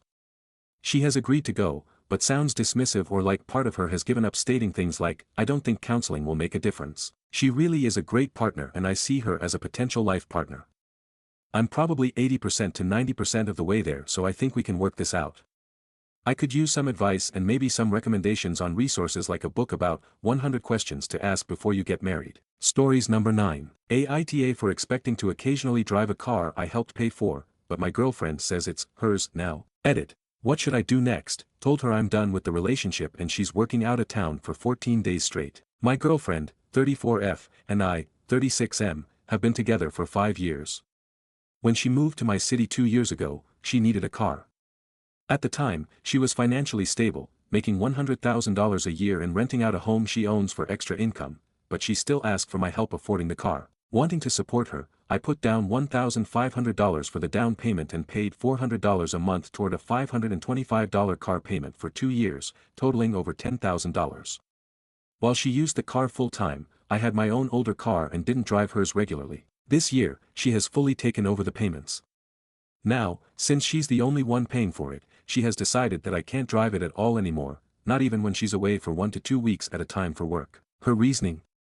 I'm paying for it now, so it's mine. I brought up that if the roles were reversed, I would still acknowledge her past contributions and allow her to use it occasionally. But she dismisses that and says she's just setting financial boundaries. For context, we also bought a house together last year, but it's only in her name, even though we split the mortgage 50-50. When we bought it, she told me, "This is my moment," which rubbed me the wrong way because I was equally contributing to the payments. This isn't just about the car, it feels like a bigger issue of financial fairness and control.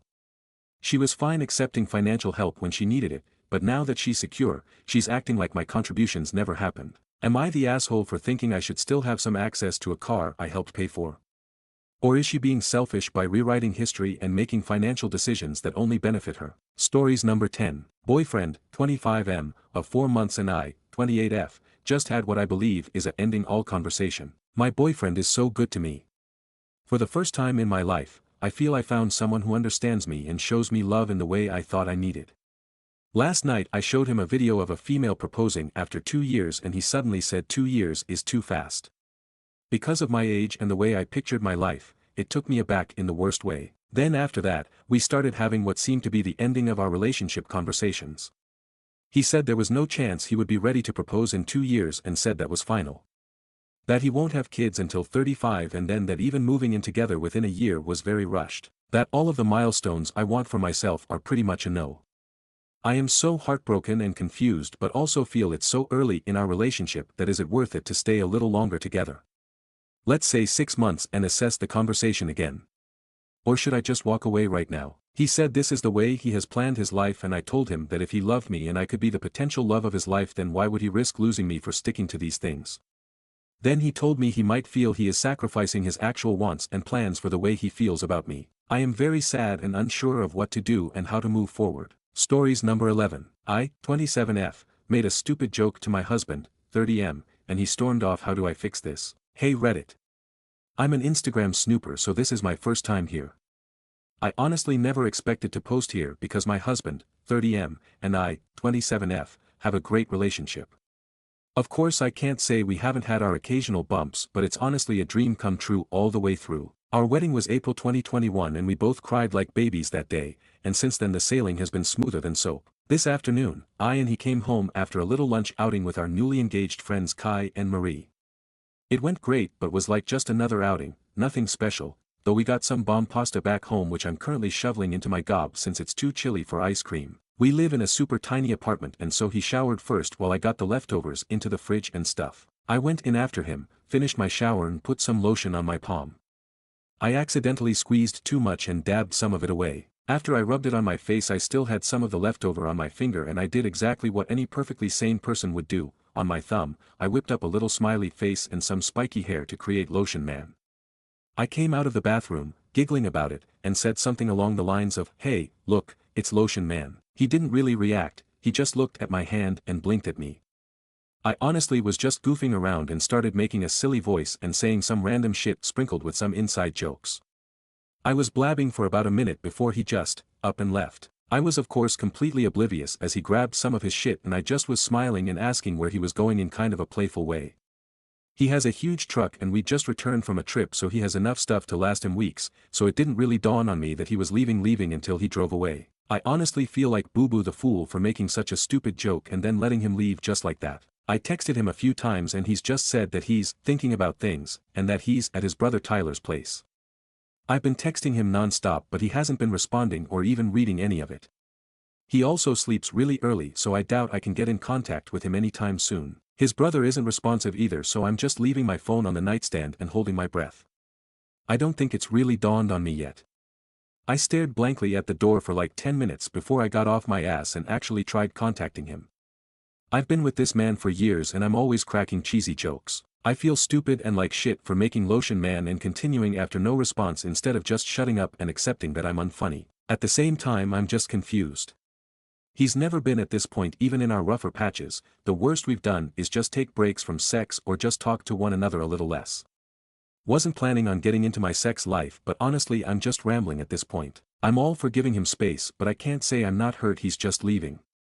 And the process of divorce is just so, I don't even want to think about this anymore. Was making Lotion Man as big of a mistake as I think it was? Any advice on getting him back home? Thanks Reddit.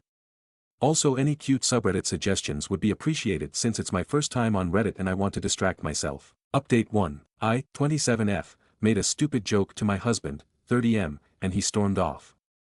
How do I fix this? Hey Reddit, again. I posted here earlier about how my husband left after I told him a dumb joke. You can find it here. I followed the advice I got and kept my distance. You all had me really pondering about how much of my relationship was the butterflies and kittens I thought it was. I still firmly believe that everything was absolutely perfect before it happened, but oh well, I have my opinions. So you guys were right about some things and wrong about some things. For those of you saying that the lotion thing had nothing to do with it, you were, kinda wrong. But for the people who said something happened during the lunch outing, you were right on the money. My husband came back the other day. He apologized and said he was ready to talk to me. I obliged. I tried my best not to be all over him, but quite frankly I missed this man so damn much. He's my husband after all. He told me the following. I mentioned previously that we went out with our two newlywed friends Kai, 30M, and Marie, 29F. We did have some quality time with all four of us, but often one or more people were missing from the table, considering it was a fusion buffet and the food was amazing. Apparently, at some point, my husband and Marie grabbed some food together. Or maybe before we left, since I know I was talking to just Kai for a while before they appeared and we got to the car. Whatever it was, they were alone together. Marie, the fiancée, told my husband that when Kai proposed, she realized she was in love with him, my husband, though she accepted Kai's proposal and tried to put her feelings to rest by organizing a lunch out. Though apparently she was charmed or some bullshit because she asked him to run away with her or something. I don't know, but she wanted him to leave me and be with her. Now, Marie is honestly gorgeous, which I hate to say because I'm so pissed off with her. She's the typical blonde blue-eyed skinny pageant girl who looks kind of like Emma Watson. I'm not. My husband gently turned her down and wished her all the best. But he says he had her on her mind for a while. We were all college friends, so we know one another very well, and when I showed him Lotion Man, it all essentially exploded inside him. I had a hair towel and some shitty old clothes on and I was giggling over a stupid thing, and apparently my immaturity ticked him off over however the hell Marie was. He got sudden cold feet about our relationship and left for his brother's place. He eventually came back and said he loved me all over again. I was frozen in shock and asked some questions before asking him to sleep on the couch at least for that night. He did, and it didn't really help me sleep. I can't believe it, honestly, that he was considering shitting away all of our relationship for a crush. The more I think about it, the less I can look him in the eye. We went to Thanksgiving lunch together with some of his family plus some close friends, and we spent last night together, so I think he thinks he's in the clear. I can't lie and say I'm not considering just forgiving and forgetting though. He comes home from work about 6 hours from now and I don't know what to do next. I have off today, I'm a teacher, and so I'm considering either A. contacting Kai and telling him about what his fiancée is up to, my husband begged me not to as Marie was apparently making a spontaneous mistake. B. Contacting Marie and chewing her out for trying to fuck up my relationship or having a civil conversation, less tempting but it's whatever. C. Contacting Tyler, his brother, and asking if he left the house at some point. Tyler's house is very close to Marie's place and I'm very worried about that, though I doubt I'll get anything out of him. D. All of the above. Any advice, or well wishes because I'm not in a great place right now, would be appreciated. If I do end up updating it'll probably be on my profile since I understand this subreddit has a one update policy plus I don't want to update without a definite outlook on the future. I think I've mentioned before that legal stuff scares the shit out of me so divorce will be tough but it seems likely. I wish I could just forget it all. Thanks Reddit. TLDR, husband abruptly left after I made a lotion man with my finger. Turns out a friend asked him out and he got cold feet about our relationship after seeing my immaturity, not sure what to do next. Update 2, I, 27F, made a stupid joke to my husband, 30M, and he stormed off. How do I fix this? Hey Reddit. First of all I'd like to thank you so much for the overwhelming support and sweet messages. I honestly was not expecting this, a lot of you guys also took the time to message me and I had a lot of great conversations with fellow Redditors. I'm honestly so flattered by how freaking sweet so many of you guys are. I wish I could have replied to every single one of your comments, I upvoted every one of them though. I think my post got deleted. Some of you asked for pictures of lotion man yet I can't quite find the feature to upload photos on here, but I will as soon as I can. A lot of you had some really interesting theories lol. And surprisingly, most of them were somewhat right. Majority ruled that I should do all three, confront Kai, Marie, husband and Tyler. Not necessarily in that order, and so I had to get smart with it since a lot of you guys told me that any one of them could twist the story had they known there was outside influence. Before I begin, yes, the full story is wacky and honestly doesn't make that much sense. I'm honestly just piecing it together via context clues and I do have some questions left unanswered. Plus nobody who is relaying this story is in a good headspace and to you, it might just seem like a ton of garbled nonsense. I'm just hoping it gets across since I know a lot of people wanted closure on this. When my husband came home we had a conversation. He essentially said the same story and he told me he was open to my marriage counseling suggestion. I gave him a big hug and did the laundry, usually we split the laundry plus I had been giving him a light cold shoulder, so I indirectly forgave him, in his eyes at least. We haven't really set boundaries with our phones, like we know each other's passwords and everything, but he would definitely get suspicious if I was just scrolling around on it. So instead I agreed to meet up with Kai first. A lot of you guys were concerned that he would tell Marie and everything would implode, but Kai is a big gym nut and I've been wanting to go recently so I said it as casually as possible using it as an excuse. He agreed. The next morning, I met with Kai. I sat down with him and told him all I know. Yes, I cried like a baby. Originally Kai was rigid and tried to, kindly, poke holes in what I was saying with a few gotcha questions before he, too, broke down. Marie didn't tell him a word.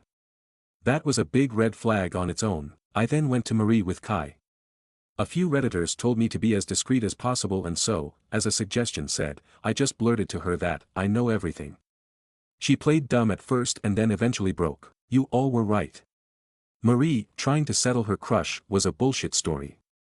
My husband was the one who approached her. She told me that he asked her if before she sealed it with Kai if she wanted to have a night with him and another woman. Here's the kicker, Marie said yes. But wait, I hate to say it, but that's not all. Apparently Marie has been cheating on Kai for a while, with men and women. And my husband has also been cheating frequently, they covered for each other, and occasionally met up. At the last moment, she declined because she wanted to be loyal to Kai now that they were engaged, as if she wasn't cheating for the majority of the relationship, and he, husband, got all pissed off for a while before saying he's just locked in his apartment now.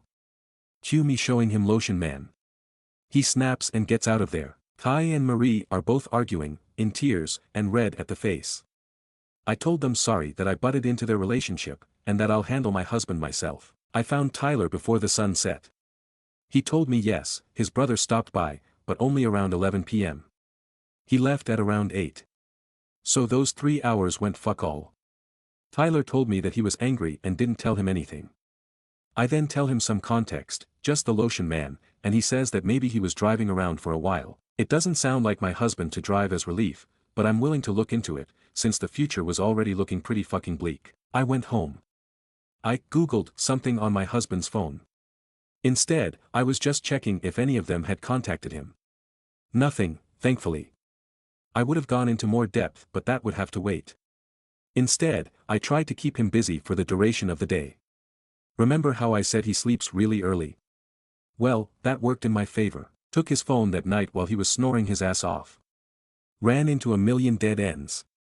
I knew I was missing something, but I just couldn't find it. Finally, I opened his hidden photos. Kaboom. His story explodes to pieces. What did I find? Nudes. Nudes. More nudes. Even more nudes. All of one girl. Not me, shocker. But not Marie either. I don't recognize her. Let's call her Allison, considering Allison was my second-grade best friend who was actually a snake. They're not the same person. Just so I can call her something when I refer to her in the story because I don't actually know her name. She's absolutely gorgeous. Red hair, hourglass figure, you name it. I'm obviously broken. I traced her back to a contact. I feel sick. There it is, an affair. He's been contacting her since February, days before I surprised him with a Valentine's thing that I had been using up my paychecks for and thinking I was the luckiest woman alive. It fucking sucks. I can't even read more. But I toughed through it. Then, I hit it. November 3rd, 2 days after the last nude. She's pissed off. She found out he was married all along. She was in love with him. I would feel bad for her, but she didn't even bother trying to contact me out of love. Ergo, hubby has a genius idea. He told Allison that he'll bring his wife over in a hotel to show that his wife doesn't care about the affair. Sound familiar? So I assume when Marie cancelled, there was nothing he could do.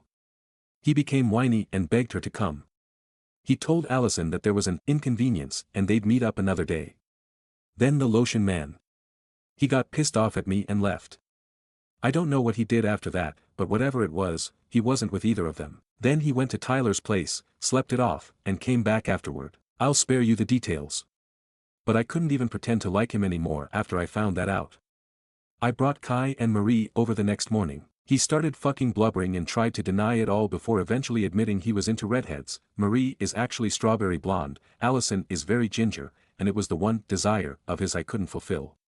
Even I could see past his bullshit saying that he loved only me and that being with Allison Marie only made him love me more. I just said fuck it and packed my stuff. He got more desperate but even I, the girl who was honestly infatuated with him, knew it was over. He technically owns the apartment so I had to leave. Now, I'm staying with Kai. He's as hurt as I am. I feel for him too, his wife was his world. We were hugging and crying for a while, ranting about God knows what, just trying to get ourselves together tbh. He tried to lighten the mood by making lunch and it was really nice, he's a wonderful cook. I showed him the other 2 posts and he got a kick out of some of your comments, As far as I know, my soon-to-be ex-husband is with Marie for now. I don't care about either of them, and honestly, it's kind of therapeutic just having some kind of closure and not walking on eggshells like I have been for the past few days. Kai and I are going to the gym tomorrow to do some relaxing yoga and hopefully figure out what to do next. We've both taken off from work. I'm sorting out my finances and hopefully I should get the ball rolling to finally, legally, split from my husband and be able to call him my ex. I'm still so frazzled. I have at least half a dozen pictures of him and me on my desk and our wedding picture is my lock screen on pretty much all of my devices. I know my students will notice his sudden disappearance from my life, and I'll have to tell them that the guy I've been raving about for the past forever is divorcing me. I'll have to tell all my family and friends. Kai is my rock in this whole thing and will eventually have to part ways, which hurts me because he's honestly my #1 support system in all of this. Living arrangements, actual divorce costs, law stuff, yuck, therapy sigh. I still have a lot to go through. I can't believe I thought the relationship was perfect. It's really therapeutic to just write this all down. But Reddit, thank you so much. I've already talked about how much support I received, but honestly, some of your guys' honesty and compliments have, for lack of better emphasis, honestly saved my life. I would have been with cheating scum and Kai would have been, too. This place is so awesome and there's so much to be seen here, so many nice people checking in on me and wanting to keep up with my story. I'll be coming back for more advice someday, though just know I've seen all, yes, all, of your sweet words, and I'll continue lurking around for a long time. But this should be my final update for now. Thank you again Reddit, from me, and Kai. TLDR, husband left me alone after I told him a stupid joke. He blames it on needing to think about things after our mutual friend Marie asks him out. Turns out he was the one who asked Marie out, for a threesome. He has an affair partner, Allison, who fell in love with him and found out he's married, and he wanted Marie to pose as me to show that his wife is cool with it so he can keep Allison. Marie accepts but then declines at the last moment, pissing him off. He has a redhead fetish he never bothered telling me about and therefore cheats to fulfill it. I'm looking into divorce and staying with Marie's ex-fiancé, Kai. Yes, I don't understand it much either, and I don't know how this all went on under my nose. Shorter TLDR, Lotion Man and Reddit saved me from a piece of shit husband. OOP left a comment on the original Boro post. Whoa, holy shit. I wondered why my inbox was exploding with notifications. Thank you all for the well wishes and hello Reddit again. I've been scrolling for a while now and wow, I'm so grateful that so many people are resonating with everything I've said. There are a lot of things I have to clear up, so here goes. About now not much has changed, it's only been a little over a week since my final update. My ex-husband and I have briefly spoken about our impending divorce, but other than that nothing much. Still healing, still working, still hurting. Call me in a year's time and I might have something better for you. Haha. About Allison, other affair girl, no success in contacting her, though some of your suggestions have motivated me to work harder. About Kai and me, I know a lot of you are talking about this, so I'd rather get it out now rather than skirt around it. Kai and I are healing together as friends, and I doubt we'd make an ideal match. Kai wants independent couple life and I'm hoping to have kids. He's expressed that he has a very low libido, a big reason why he blames the whole situation on himself, while I have a high one. Besides, we're basically brother and sister, but thank you for thinking about my options lol. Not quite ready to date yet and probably won't be for a while. Is this story fake? Yep. You caught me. Haha, kidding, I wish it was. No curses to you if you think it is though, it's not like you can trust everything on the internet, and I doubt I can change your mind. But unfortunately, yes, I am living in this reality and no amount of rude messages are going to stop that. Also big apology on one note, Kai and Marie were engaged, not married. I must have slipped up quite a few times when writing that anyway, I didn't really have the time or energy to proofread any one of those. About my writing style, for those of you complaining about my writing style, I've been teaching for years now and I'm just kind of automatically writing in this super peppy vibrant voice regardless of what I'm writing about. I've had to tell students grim truths about flunking the class and test score averages that make me look like I do nothing but sit around all day instead of teaching. So a lot of my statements kind of come off as tone deaf, like, oh, he cheated on me, teehee, even though I really am hurting. Hope that clears up some things. About family, friends, students, etc. My family is of course on my side and pretty much all of my friends are with me, too, even our mutual ones, the majority of them. Yes, I have broken the news to my students, and let me tell you that they've been helpful, too. I've scrubbed my desk of all memory of him. Next up is my mind. About Lotion Man Tax, I tried to recreate him as best I could. I'll be posting him on my profile momentarily. I'll link it here when I post it. Edit, here it is. Let me know if I missed anything. There are so many sweet comments here and I have yet to reach all my new message requests. I wish I could respond to you all, but I'm finding myself super busy nowadays and I'll hopefully be able to spot some of you over the weekend. I'm loving all these jokes and stuff. Thank you Reddit so much for lighting up some of my darkest days. New update. A complete and utter doozy. Lotion Man, years later. Oh, yikes, that title is a train wreck. Sorry, I'll come up with something better once I can get my brain working again. It's that time of year again, if you couldn't tell. Check in on your teacher pals, if you have any. LOL, hello Reddit. It's been a while, and I finally hopped back onto this account, and wow. I honestly don't even know where to start. Seeing so much support even today, well wishes into the new year, it's all really amazing stuff. I love the internet so much, especially you, Reddit. You guys were there for me during the dang hardest times in my life. I saw dozens of messages asking about updates, if I'm doing alright, even people sharing their own stories of nearly identical things happening to them. One of their boyfriends blamed the new puppy. Crazy stuff. She even sent me a picture of the little guy, who looked so blameless. I can't believe this heart-wrenching experience is so mutual, and yet, I can't lose hope in humanity yet. Just because of the waves of love I'm receiving all across the board from you guys. Smiley face. And now it's been about 2 years. Feels like for freaking ever ago, and at the same time, it all feels like it happened yesterday. Okay, now actually getting to it, there's a lot to get through here lol, buckle up. I ought to get the bad news out of the way first. Kai and I had a pretty nasty fallout. I don't want to dive into the nitty-gritty details, this'll be like, 30 pages long if I do that, but to sum it all up in a gift trap, we were roommates, pretty involved in one another's business, yada yada. Basically, every time I went to the store, he knew. Every time he came home from work, I knew. All of our whereabouts were always mentally noted just because of our proximity, paired with the way we divvied up our house chores and whatnot. At some point Kai tells me he's going on a date with a girl. Yay, good for him. In my case, this was just a few months after D-Day and I was still in the middle of the messy divorce proceedings, plus I wasn't really in the headspace for another relationship, so I wasn't even considering dating just yet. Since Kai and Marie didn't have a ring on it yet, they were able to break it off a little more cleanly, but not perfect, obviously. He went on the date, and then he went on another date, and then it stopped.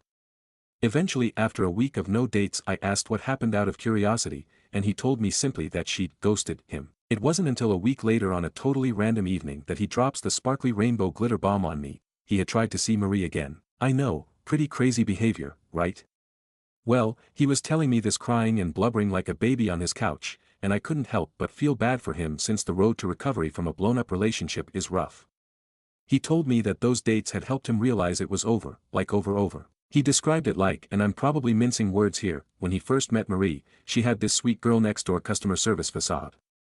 As he got to know her better, he ended up revealing this fun-loving, wild-spirited girl underneath, the girl he says he fell in love with. But then when he met up with her again that month, she was right back to her factory settings, which hurt him deep down because it felt like he'd started at square one all over again. He not only ghosted her after 2 dates, but blocked her everywhere. It was a bit of a tough decision for me, hits quite close to home, you know, but I decided to brush it off and console him instead of really caring. Things were clear for another few months after that. In that time Kai morphed me into a total gym girl, reading my last posts. It's so funny how iffy I was about the gym.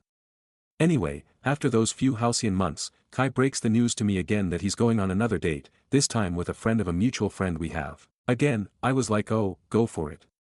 At this time, again, I was all muddled up in divorce proceedings and still sulking over my crumpled marriage, so dating still wasn't on the table for me. Now, as I'd mentioned before, we both kept tabs on each other just because of the way our arrangement was structured. So when Kai started leaving at 2 p.m. and coming home at 8 p.m., and his other dates with this girl had these equally long time frames if not longer, I immediately noticed. Of course, I didn't really bring it up since I assumed he was just having a really great time with her or something along those lines, but his absence on date days were noticeable. He'd even request for me to run some of his smaller errands he knew he'd miss on those days just because of how long he was gone. Eventually I was able to meet this girl, Grace, 20-something F, who was super sweet and was also a teacher. She taught elementary school kids, but still, it was a great thing for us to bond over. At this point things seemed to be going great, Kai and Grace were adorbs, summer was passing, and everything was hunky-dory. I also, just about, officially divorced my ex-husband. But dang it, those dates were just so long. Even his short meetups were at least 3 to 4 hours of him just gone. And so finally I subtly bring it up. Kai then tells me that Grace mostly plans their date spots, and those spots are usually an hour or 2 away from here with traffic. When I asked him where Grace lived, maybe they were trying to meet in the middle. Kai responded with a plain, not sure. At that point, maybe I'd read too many infidelity forums or something, but alarms were going off in my head. Grace probably didn't live too far off, considering she was friends with one of our friends, and after months of dating Kai didn't even know where she lived, whereas she'd eaten at our place multiple times, and the date spots all purposefully super far away to me, it sounded a little off. This was where I probably overstepped. I go on Instagram searching her name and voila, I found Kai's girlfriend Grace in a wedding dress with this guy Mike. Back in 2019 she's married. Yikes. I wake up Kai immediately, yes, cringe at my idiocy, I'm sorry, and spill it all with receipts. It's 12 a.m., he's bleary-eyed with work at 7 tomorrow, I've barged into his room wide-eyed and gesturing at the phone screen like a crazy person, it's all a mess. Finally, after I shut up, Kai gets mad. Like, fuming. He interrogates me as to why I was getting all up in Grace's business, and then when I told him about the red flags he just got even more mad. The entire argument spiraled out of control, he told me I was way overstepping my boundaries, which I honestly was, but again, our proximity had us constantly keeping tabs on each other. I asked him why the hell he was mad at me for trying to look out for him, it turned into a giant screaming match. Eventually he went to the next level and rambled on about how this was all probably because I was secretly into him and that he's always thought our relationship had gotten closer than it needed to be, which is why I was stalking him. That's when I got really mad and said some awful things I wish I could take back. I dug at him for his situation with Marie, that I'd never date him for $1,000,000, and then it devolved into him calling me some nasty names and I just had to walk out. It was nasty, we were both exhausted and aggravated, it all just blew into 1,000 pieces in the span of one night. He woke me up early the next morning before he left. I thought the night had been time for our heads to cool and he'd come to apologize, but instead he decided to drop the news on me plainly, which he'd admitted he was bearing on his shoulders for a while. Kai knew. He knew Grace was married since close to day one, but he'd shrugged it off. Her husband was a nice man, but Grace told Kai that she just couldn't feel for him anymore. And that explained why the gas bill for all those far-off dates didn't faze him, I guess. I'll admit, I wasn't too happy to hear this. I asked him how he would feel if Marie's hookups had known she was married and still went for her, to which Kai got mad all over again and told me not to bring Marie into this. We argued again, definitely not as explosive as the night before but still pretty flaming, where Kai told me that he'd avoid telling me all this time because he knew I'd make a big deal out of it. I told him that infidelity was obviously personal to me and I honestly expected it was for him, too, to which he just straight up said it wasn't and that being roommates with me was as exhausting as a full-time relationship, that I had no control over who he dated. So I was like, yeah, fine, date whoever you want, I just thought you needed to know that you were helping her cheat, I didn't mean for this to blow out of proportion. He said that was fine by him and just left for work. I wasn't Kai's mother or something where I needed to dictate his relationships. I just thought Kai wanted to know, that he was being the other man here.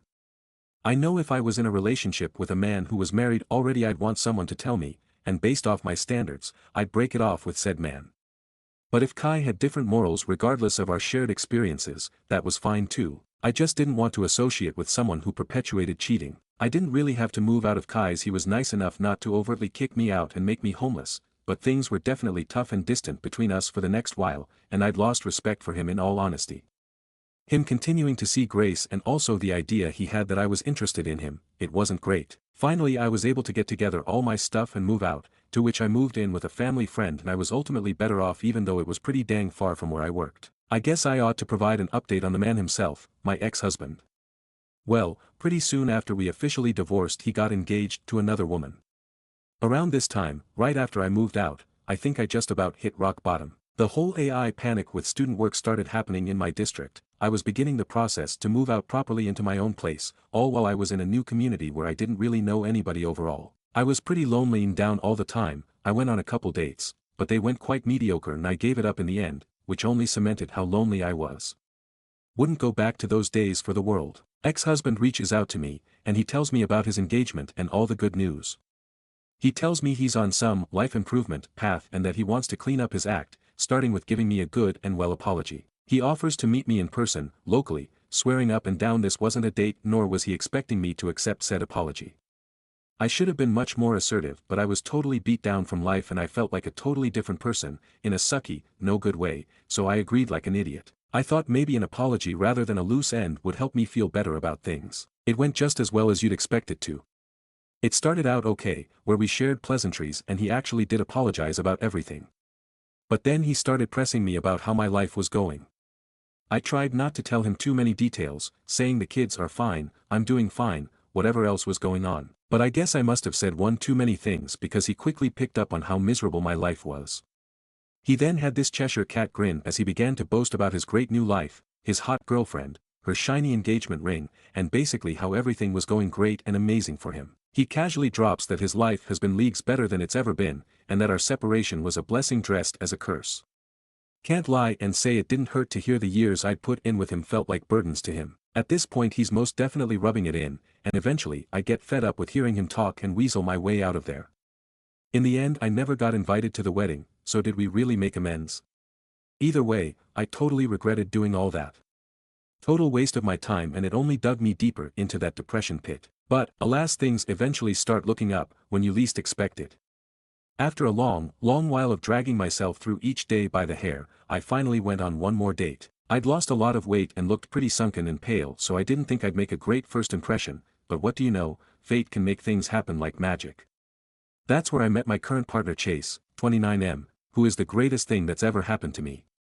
He's so patient, undeniably sweet, so chatty and lively. Seriously, I'm used to being the loud and silly ones in relationships, and I used to think I'd like a guy who'd offset my energy, smirk and roll his eyes at my jokes, whatever. A lot of people seem to throw themselves in that cliché, but let me give you some sage advice. If you're a ray of sunshine, don't search for the aloof, tall, dark, and handsome Mr. Right, please search for someone who matches your bright energy. It's so refreshing. I've been missing this all my life, thinking I wanted a straight-laced sucker. I've never felt so much more loved and so complete than I have with this big goofball. No more biscuits and butters being biscuits and butters, no more one-sided conversations, no more of those half-hearted scoff-laughs dudes do to seem cool. We make the silliest jokes, the most legendary memories, and it feels so indescribably alive. Our conversations are so strangely deep about the most oddball of topics, and never have I felt bored around him. If I keep going on about him, I think my fingers will break from how much I'll type. Geez Louise. But anyway, there's a little more I have to cover. Told you it'd be a lot, so I'm just gonna get straight to it. It's late 2024 and the year's started back up again. I'm head over heels for Chase, everything's going just fine. I moved properly into my own place a little while before that, back closer to my job and whatnot, but I didn't start going back to my old gym until then. That's when I saw Kai again. He didn't notice me for a few days, but when he did, he immediately came up to me. He very cordially apologized, told me he'd been worried sick since I'd gone basically no contact with him. He told me he said a lot of stupid things that he regretted, and if I ever wanted to be friends again, he was always open to it. And that was it. It's 2025 now. I have no clue if Kai's still with Grace. Kai has no clue that I'm with Chase. But I still see him around in the gym. So I haven't yet properly connected him since his apology. Maybe I should, but honestly, this likely isn't the best way to describe it, but to me, Kai feels like a recurring character from the first movie that's making an abrupt appearance in the second or third movie. It's a weird feeling I'm probably making up, but I feel like I'm on a totally different chapter of my life now, what with Chase and my life happenings, so far beyond the events of my ex-husband and Marie and every other part of that time period. Not Lotion Man, though. Lotion Man is simply timeless. Speaking of the legend himself, I did actually get around to showing Chase a rendition of Lotion Man. I won't lie, I was shaking a little bit, but to top this all off with a nice little cherry for all you happy ending lovers, not only did he find Lotion Man absolutely hilarious with a full-on belly laugh, it's a bit of a running joke between us now. We've got Soap Man, Ketchup Man, Shaving Cream Man, Floor Dust Man, basically anything we can create little smiley guys with, we make them real. And they all have silly accents too. Lotion Man, the world is your oyster. And with that, that's basically it. So much more has happened in my life that I've excluded here just because it's not really relevant to what I've typed here before. Seriously, a lot happens in few years, but my god, vomiting all that info out into these verbose paragraphs has felt like therapy. Even if nobody reads this, I'll still feel the weight of the past lifted off my shoulders, even if it's just a bit. I guess the one lesson I've learned coming out of all of this and coming out of my 20s is that being unapologetically you will always do wonders, no matter what. Things change. Life moves. It'll always get better. If you shine too bright for the small box that is your life, then it's not your fault for being too radiant, you just need to get out of that damn box. I'll never apologize for being myself again. So you guys can take all my wordy, nerdy, nonsensical paragraphs in their full, unedited glory. LOL. Love you, Reddit. Stories number 12. Aita for having my best friend's parents cancel my plane tickets to visit her for her 18th birthday. I'm an 18-year-old female. My best friend, Sarah, started dating someone online a few months ago, and it has changed our relationship dynamic. We've been arguing frequently due to misunderstandings. I asked her parents if I could fly up to see her for her birthday, and they paid for the tickets despite my offer to cover it myself. However, Sarah told me she planned to spend most of her time on the phone with her boyfriend and might kick me out of her room. This made me reconsider the trip, as I wanted to visit her, not just be a third wheel. After a misunderstanding, she clarified that she would call him during downtime and spend holidays with him, which seemed fair. We hung up, but then her boyfriend texted me, he already had my number, about Sarah having a bad day and said my uncertainty about visiting made it worse. I felt this was inappropriate and told him to mind his business. Sarah then told me I couldn't speak to him that way and that she had given him permission to text me the message. I was shocked and explained that he crossed a boundary. She responded that her business was his, which made me feel disrespected. I had her parents cancel my tickets, but I expressed gratitude for their support. I felt uncomfortable visiting, especially with the potential for further arguments and disrespect for my boundaries. Sarah defended her boyfriend, saying he was just trying to help and that she really wanted me there for her birthday. She was upset that I won't be there, expressing that it hurt her deeply, especially since she had fought her dad for months to be able to visit me, though he ultimately said no. I reminded her that I had to remind her about my own birthday during a busy time when she was moving. She said it will take a long time for her to get over the hurt of me choosing not to visit. I think I might be the asshole because at the end of the day it is her 18th birthday and I don't want her to hold this over my head. I don't want to be in an environment where I might argue again, and I'd rather focus on my own life and obligations. Given the situation, do you think I did anything wrong? Aita for canceling my trip to see my best friend for her 18th birthday. Stories number 13. Aita for hiding when my boyfriend arrived home. So my boyfriend has a habit of not letting me know when he's gonna be home late.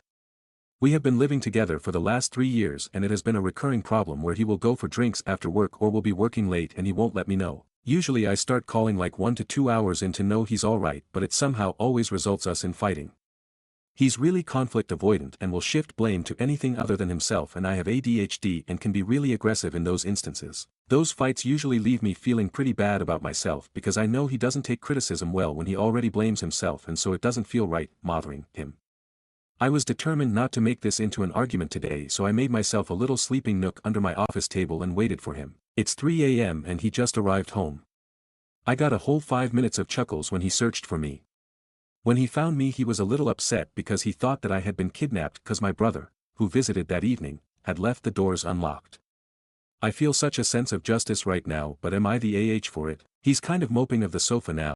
He did apologies in the end, but only after I told him that it wasn't right what he did. So should I apologize tomorrow for my actions? Stories number 14. Aita for throwing out a piece of art my boyfriend ruined. 2 years ago I saw an original watercolor piece that I liked and I contacted the artist and bought it. When the piece arrived I sought a frame for it, but I hadn't been able to find a frame for that size every time I went to the store. They were all too big or too small, so I just kept the piece in an envelope in my desk. I would sometimes look at it, remember I had to find a frame for it, but would later forget again. Work, family and life leaves little time to devote to thinking about a frame for a painting, and I don't have any framing businesses near me, so that wasn't either an option. Today my boyfriend is dusting and comes out of the office showing me the painting on a spare frame he had been using for something else. I ask him if that frame is 9 times 12.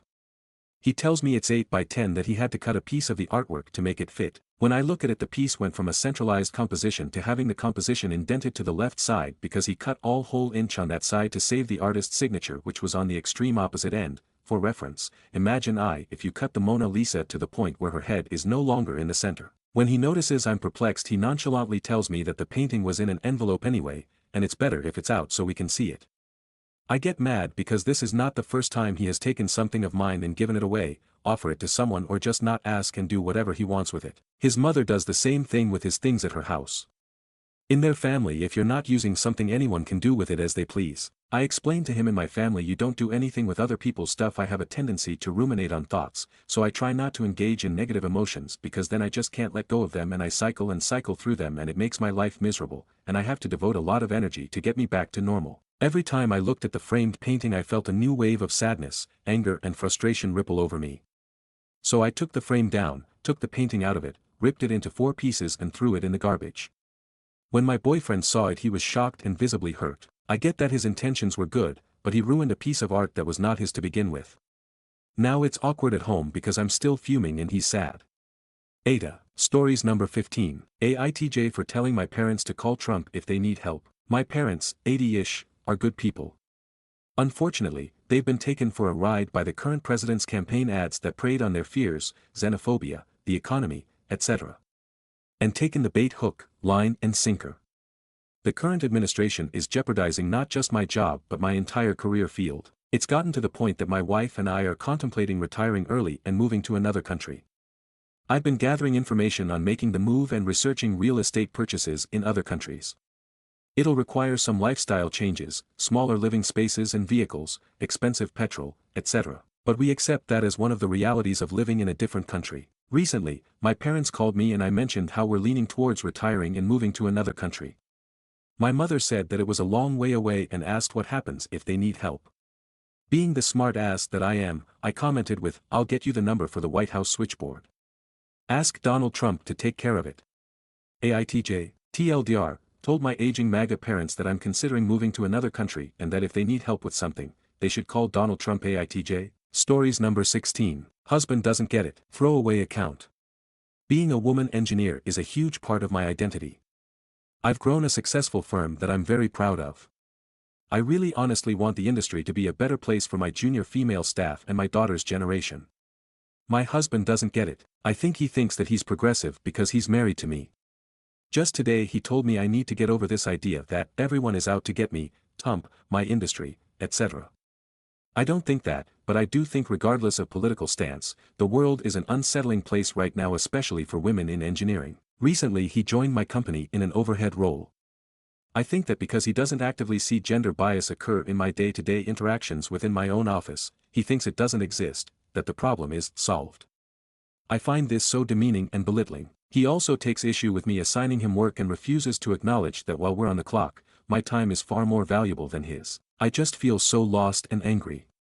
How did I end up in this situation? Is there a path forward? I know this isn't overly engineer-related, but I'm hoping this is a group that can relate. Stories number 17. My 39F husband, 39M, wants me to change the way I dress. So as the title says, my husband wants me to change the way I dress, but I am not okay with it. We have been together 15 years, married for 10, and since the first day we met I've dressed this way. I wear black, I don't like wearing color, and I never have even as a child. I'm not goth or emo or anything like that, nothing against the alt styles, it's just not for me with all the accessories and makeup etc. I wear pretty average outfits like jeans and a nice top or skirts or dresses etc. and my makeup has always been more neutral colors. My husband has been throwing comments at me for a while now like, it's summer and you're still wearing black, or, it's a wedding, why the black? Just constant little digs. For context with the wedding comment, it was my friend getting married and I asked her if it was okay for me to wear black and she said absolutely, as it was who I was and she expected I'd wear black anyway. I finally asked him last night what his problem was after a comment about my nightie. He said he would appreciate it if I would finally start dressing better. I asked what he meant and he said, you know, color and florals etc. like a girl. I told him straight that A, I'm not a girl, I'm a woman, and B, I've been like this since he met me. I haven't changed and I always take pride in my appearance, so I won't be changing now because I'm happy with how I dress. Black is my happy color. He said he was losing attraction to me because he wants more of a soft, colorful aesthetic now. That pissed me off and admittedly I snapped and told him that if his attraction to me after 15 years has boiled down to the color of my PJs, we have bigger issues than my wardrobe. And now he's not talking to me. And I'm completely lost as to what to do about this because it's just so weird to me. I know I shouldn't have snapped at him, but I don't want to change myself for anyone, let alone someone who was plenty accepting of me for this long. But I also don't want to lose my marriage over clothing and I don't want to constantly be at war over this. How do I talk to him, or what do I say to explain to him that I don't want to change my style or appearance and that he's hurt me? Am I being too stubborn and should just change my style for sake of peace? Stories number 18. I want to leave my fiancé and my healthy relationship. I am 28F and he is 28M. Can someone give me advice on what I should do? I have been with my fiancé, 28M, for 4.5 years. He is perfect in nearly every way. Our wedding is supposed to be October 2025. Within the first year and a half, I lost my grandma and my dad. He was very caring and supportive through it all. We have never had major issues, no cheating or anything other than the average argument here and there. I recently lost my little brother and at this point I feel the urge to leave this relationship and be on my own. I am lost on what to do, but I feel like I can't get married at this point in my life. My mom passed when I was 6, so losing my grandma, dad, and little brother all in the last few years has taken a toll on me. I don't know what to do. Stories number 19. The harsh truth of living all by yourself. Everyone is always on and on about the wonder and freedom and mental peace you have when you live alone. Nobody ever talks about how when you live alone, there is no one to save you when a giant cockroach enters. I'm writing this as a heavy-hearted confession. You may consider this my last message. I live alone in a 1 BHK. At 1900 hours exact, my bedroom area was taken over by a giant cockroach-like organism that can also fly. I fear for my life. I am making 1-second rounds to my bedroom from the hall to fetch one item that I would need to survive the night. Till now I have successfully procured my phone, pillow, chatai mat to sleep on, the charger, my moisturizer, blanket. But the most difficult part is having to go to the washroom, which is attached to cockroach territory. I'm regretting the 2 glasses of Nimbo Pani I drank in the name of hydration. I must survive till morning when my house help Didi, or should I say a member of the Avengers, will come with her weapon, the broom and dustpan, and my bedroom territory will be mine again. Need some moral support, people. None of the events described in this post are false. Comments. Commenter 1, I thought you were gonna talk about loneliness. But girl, you surprised me. Reply, have never felt more single and needed a partner, with cockroach killing skills obviously, more in my whole life. Commenter 2, even boys are afraid of cockroaches. Yes. Commenter 3, killing your average cockroach and killing one of those flying demons is a completely different ball game. For the first a human suffices, for the second you need to wait eons for a savior to be born. Or get the gel like you said. Commenter 4, I was ready to offer myself as tribute till you said it could fly, like hell nobody takes up a fight with a flying filth. Commenter 5, put a gung hat over your head with a bath towel dupatta, arm yourself with a broom and Hawaii slippers, or any sturdy shoe or chapal. Chant your Ishta Devta's name and step into that room, slap that MF with the broom or slippers immediately wherever you find him. Keep hitting until you are sure. Do not show any mercy. Speaking from experience, they can leave their progeny behind, you know. Commenter 6, I was in this exact situation last month except it was a giant lizard instead of a cockroach. I literally moved all my work stuff from the study into my bedroom and was living out of one room, rest of the area was lizard territory. Reply, finally another crazy person who understands my plight. Commenter 6, Peter the Pally, lizard in Tamil, took over my workspace and never bothered to pay rent, the house now belongs to him. Commenter 7, wait until you sleep on the chatai and the roach decides to cuddle you. Commenter 8, I wonder if someone will start a quick commerce startup for this. Exterminator in your house in 10 minutes. She will come equipped with a broom, hit spray, and all other equipment needed to exorcise the cockroach. Reply, I can start it if I get funding. I am deeply aligned with this cause. Any investors HNI's VCs? Commenter 9, I don't think VCs will have confidence in your pitch as you will not be able to demo the service live yourself. Sorry. Commenter 10, this nobody ever talks about how these satanic, six-legged sponge munchers can transform a lovely evening at your humble abode to a nightmare filled with F1 race-like strategies and banshee-level screams. Feet Lakshman Rekha and hit. My prayers lie with you, OP, hope you make it through the night safe and well. Pro tip, Knockroach is a brand that sells little tablets that you can throw in all the infested areas and they pretty much vanish. You get a lot of dupes though, so look at the label carefully before purchasing anything. I will tell you benefit of living with partner, my wife spotted a slug in bathroom and she started screaming and calling me. When I reached I saw her freaking out, when I saw the slug I also freaked out, finally she took a broom and threw out that insect. What a happy couple we are. OOP, oh this is serious couple goals. Two frightened people becoming braver together. Update, guys, the cockroach died on its own. It's probably my pest control gel. Yes, to everyone suggesting it, I have already gotten it done. Thanks for everyone who prayed for my well-being in this difficult time. Stories number 20. Aita for refusing to pay for my wife friend's meal after she called me cheap. My wife and I went out to dinner with her best friend last night. I offered to cover my wife's meal and mine, but her friend just assumed I'd pay for hers too. When the check came, I put down enough for the two of us, and she looked at me like I had three heads. She laughed and said, "Wow, I didn't realize you were that cheap." I smiled and said, "I didn't realize you were that entitled." She turned red and said she just figured, since I was paying anyway, it wouldn't be a big deal. I told her I don't fund random people's dinners just because they show up. Now my wife is upset with me saying I embarrassed her friend and should have just covered it to avoid drama. I refuse to reward that kind of attitude. Aita. Stories number 21. I, 25F, found my husband's, 28M, secret phone. I am looking for some advice on whether or not I should confront my husband about a phone I have found in my apartment. So let's start with the backstory. I have been with my husband for 5 years and married for 3 out of those years. Recently I thought I was going mad because I could hear a phone vibrating like a notification was being received. I spoke to my husband about it and brought it up when I could hear it and we were in the same room. He said he couldn't hear anything and that it could be one of the other apartments around us. We do have thin walls. I let the matter drop until a few days ago when I could hear something ringing and vibrating almost non-stop. So I went hunting around for this phone thinking it could be possibly an old phone that had been left on or it was really another flat. As I was looking it began ringing and it was coming from my husband's nightstand. I opened the drawer and the sound got louder and I reached in and found a phone. It showed on the screen several missed calls and notifications from various apps. I couldn't unlock it and decided against trying to get into it further. I put it back and tried to give my husband the benefit of the doubt and that there must be a simple explanation for this. But I can't think of a reason to have a secret phone unless something is not right. He doesn't have a work phone and my husband is in the habit of selling old phones, so I don't think it's that. What would you do in my situation? Also, is there anything I could do to find out what is on this phone? I want to talk to him about it but I am scared of his reaction and what might happen after.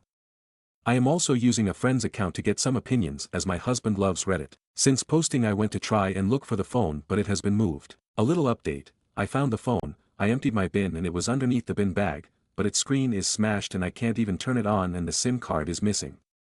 I guess I'm never finding out what was on it. Thank you for all the advice. My husband got home from work and I asked about the phone, he said it was a friend's phone that he accidentally broke. When I asked what friend it took him a minute to answer, kind of feel like he just made up a name. He has had this phone for months. If it was a friend's he would have returned it. I told him to find a way to show me that I can trust him and this phone is what he says or we can get a divorce. He stormed out and I've told him I don't want to talk about this until he is going to be honest. Just another small update, was thinking about another post but not enough to put there. I took it to a phone place I know and they are retrieving what's left on it. Husband hasn't been back but is non-stop calling and texting. Relevant comments. Commenter 1, I mean, what apps were the notifications from? More importantly, you already gave him the benefit of the doubt when you brought up the noise and he pretended not to know what it could be and suggested that it must be from another apartment. If this phone was NBD, that was his opportunity to say, oh, that's probably my other phone that I'm using for X purpose. That he didn't means he's hiding it from you, poorly, for some reason. He doesn't get the benefit of the doubt, now. He's being sketchy, and he lied to you. Now he needs to explain himself. There is a simple explanation, and that simple explanation is that he's being sketchy with you because he's cheating. If he has a different explanation, he needs to provide it. Reply, Instagram and WhatsApp mostly, but there were so many notifications the screen didn't show them all. Commenter 2, do you really want to deal with a gambling addiction? It's just as bad as cheating in some ways. He's lying and being sneaky. Surely that's enough to consider your relationship. Reply, I'm considering my relationship but I wouldn't leave him if it was an addiction issue. I'd want him to get help and deal with our relationship after. Commenter 3, gambling or sports betting apps would be sending notifications to the phone for sure. I know you said you couldn't see all of them, but considering the two that you did see was Instagram and WhatsApp. I'm going to guess that it's probably some type of cheating or infidelity going on. And in some states you can't even gamble or do sports betting. Are you in a state that's legal? If you're not, then you could cross that off your list. Reply, I live in England, it's legal to gamble here on apps. Commenter 4, is there a camera in the room and he saw you found the phone? Maybe you need to set up a camera yourself. Reply, there's no cameras anywhere. He must know I found it, hence him destroying it. Update, this is the part 1 of this. So carrying on from my last post. Once I found the phone I took it to a place I know to have it searched. It won't be back for a few days. However, more problems have occurred. My husband left our apartment 2 days ago and I have been receiving loads of messages and calls. He has been saying he just needs a chance to explain and that it isn't what it looks like. But how can it be anything else but what it appears to be? I have told him he needs to give me space. He is refusing to accept this and even went so far to go up to my daughter while she was out with her dad. She isn't my husband's child. He tried to get her to tell him what was going on and what I was doing. My daughter's father told me how uncomfortable she felt and that she shouldn't be involved in this issue we are having, and I assured him she isn't. While I was fuming at my husband, I decided to rage clean and guess what I found? 2 more phones, receipts for jeweler and a few credit cards I had no idea existed. My husband and I have separate finances which I prefer, but we regularly updated each other about debts and other payments we were making. This was mainly due to us wanting to buy a house together at some point. So these lies go deeper than I originally thought. I have spoken to my friends and family and asked if they knew anything about this, but they didn't. I have sent pictures of everything to my husband demanding an explanation. He said he'll explain if I let him come over so we can do this face to face and that he loves me and wants this to work. I am hesitating. I said I'd meet him with the condition that someone else was present that I trust. He kicked off and said I was his wife and he should be able to see me when he wants. I said he lost that right when he cheated on me, and this man full on said, yeah, but it was only once.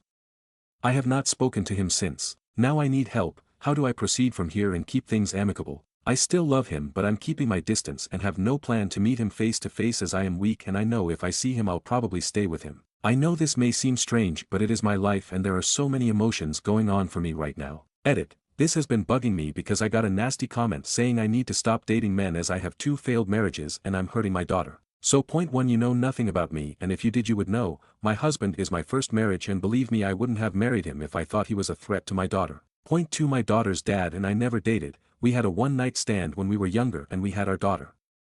Always co-parented, I didn't want to be in a relationship while I had a young child to look after. He has always been understanding and a great dad to her. Sorry for the rant. I've been getting messages about how I am not a good mother and I need to stop with the men, so thought I'd say my bit. Additional information from OOP regarding the account. Commenter, 2 months ago you was 26F married to 30M with 2 sons 3 and 2. Today you 25 married to a 28 with a daughter from a previous relationship. It's not adding up. Reply, sorry for the confusion, I'm using my friend's account. Relevant comments. Is OOP's husband tracking down her daughter and how was he able to go up to her? Reply, my daughter doesn't have a phone and she was out with her dad and he just went over and spoke to her. My husband and ex haven't had any problems until now. I live in a small village. If you walk down the main street you're more than likely to find who you're looking for. I have a restraining order for my husband against my daughter. Commenter 2, also protect yourself every way you can. Get cameras at your house, change the locks, if you can legally, be prepared to go to the police if he continues to harass your daughter. No matter what, do not meet this man alone. If you want to meet him and have him explain, then do it somewhere public, take someone with you and let others know you're meeting him. Reply, I have already changed the locks and working on a get out plan. Commenter 3, good. Stay strong and get that trash out of your life. I might just let police know what's going on too in case you need to file a restraining order, unless that has already been done. Good luck. Reply, I have a restraining order for my husband against my daughter. Commenter 4, luckily you found out now before you bought a house with him. Take him for all he's worth and then buy a house on your own if you have enough. Reply, I'm glad I kept my inheritance separate to his finances. Editor's note, marking this as inconclusive as the account has been deleted and we won't know any further updates. Stories number 22. Aita for taking off my daughter's friend's hijab after she was disrespectful. Hello, I am 58M and I have a daughter named Aubrey who is 19F. Last night she had a sleepover with her best friend Asma 18F. I had cooked dinner which was rice, pork chops, and vegetables with some other sides. When I called my Aubrey and Asma in the kitchen to eat. Aubrey filled her plate with food and Asma put a few things on her plate and avoided my pork chops. I asked her why she wouldn't take a pork chop, she explained she couldn't eat it and I asked why. She said due to her religion. I told her it's fine to eat and that if she's not allergic it's fine. She kept refusing to take it and saying she couldn't eat the pork chops. I told her I worked hard to make them and I cooked food for all of us and that she was being ungrateful. She went silent and apologized and I told her if she couldn't abide by my rules then she could leave. She said, fine I will, I bet they're disgusting anyway. That set me off and when she got up and started walking towards the stairs I grabbed her shoulder and pointed at her saying she is disrespectful and a bad friend for my daughter. She insisted to leave her alone and turned her back on me so I pulled her hijab off and threw behind me and kept scolding her. She began crying and ran upstairs covering her hair. My daughter called me an and said I just disrespected her religion and violated her. I told her my house my rules and that she was disrespectful and picky. Aubrey said she was leaving with Asma and when they left Asma stuck up the middle finger at me. So Reddit Aita. She was disrespectful as heck and proceeded to be immature. Stories number 23. I got chemically attacked last night, and while panicking, I did something horrible. My family went on a trip yesterday, and I have 5 younger siblings, so we needed 2 hotel rooms. I was bunked with 2 younger siblings, while my parents and the others slept in room number 2. I was still on my phone around 3 a.m., when I heard some commotion in the hallway directly outside our room. A few people were arguing, but it was muffled, I couldn't gauge anything. Eventually I got up so I could call the front desk about it, but then I felt it. My eyes and nose were suddenly under attack. There was no scent, just pain. I woke up my siblings and told them we needed to run to the emergency exit for safe air. Halfway there though, I had a scary thought. What if the rest of my family is asleep in room number 2? I don't know what this chemical is, what if it's capable of killing somebody without waking them up? So I ran back, pounded on their door, and took off for the emergency exit. I waited in the cold with my younger siblings, trying to breathe it out, but I got scared, cause the rest of my family took a long time to escape. It turns out they were awake and heard the commotion outside. Then when they heard me pound on their door, they thought I was the attackers. They shouted who's there, but I didn't hear it, because I ran away to try and escape the chemical. Because of me, my family was trapped in there for nearly a minute, including my 3-year-old sister, who's probably traumatized. We think that it was bear spray, basically a pepper spray grenade, meaning there won't be any permanent damage to us, but it was still agony at the time. Why did I have to pound on that door? My panicking caused so much more pain than necessary, and probably traumatized my sister. Evacuating my little siblings was so scary, I wish I knew the chemical wasn't lethal. Trying to comfort my baby sister was so hard, she was shaking so much she thought she was cold. But she was warm to the touch, she just didn't know how to process how scared she was. Edit, thank you everyone. I was expecting some popel to tell me I did my best, and other people to be mad at me for putting my family in so much danger. The nice things you've said, and the fact that every single person seems to agree I did okay, is giving me a lot of comfort. I'm still not doing great overall, but you are making this guilt a lot more bearable. Stories number 24. I'm going crazy and called the jewelers, there is no ring. Title says it all. I'm getting so bored of this, and feel stupid. But also for other ladies out there feeling stupid, then laugh at me and my ridiculousness here. Timeline. January 24th, after 2 years together, 18 months living together, I, 30F, suggest we talk about marriage and if we want it. BF, 29M, says too big a step crazy blah blah. May 24th, we go to a wedding of his childhood friend. I hated it.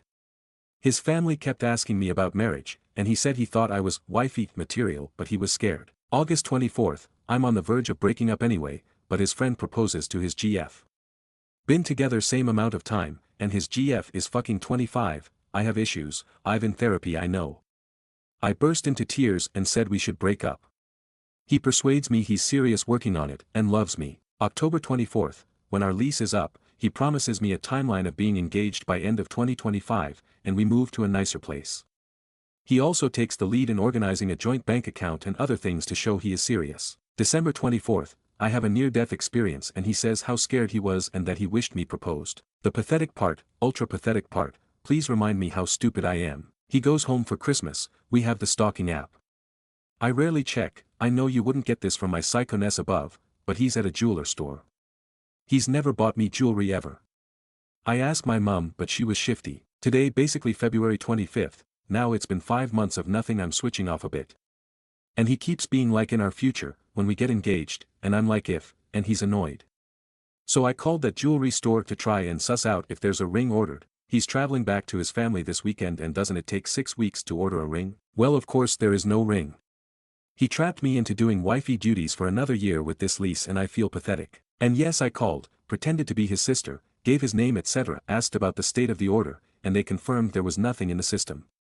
And I feel even worse for calling, because clearly I had hope when that was a stupid thing to do. And what is worse, is I said at Christmas I don't need a ring, just going to the courthouse, getting our life started more officially would be fine, and he insisted he needed to propose and for us to have a wedding. Ladies, if your man shuts down the marriage conversation, move on, it's never ever happening. Stories number 25. Aita for not inviting my brother's girlfriend to my wedding. So, a little context, I, 35M, am getting married to my fiancée, Audrey, 29F, in a few months. My brother, Steve, 30M, has been dating his girlfriend, Lisa, 28F, for about a year now. I've never really clicked with Lisa, but we've always been cordial. She's kind of loud and opinionated. She also has a tendency to interrupt people when they're talking, and it drives me nuts. Here's where it gets tricky. A few weeks ago, my mom mentioned that I really should invite Lisa to the wedding, even though I didn't initially plan to.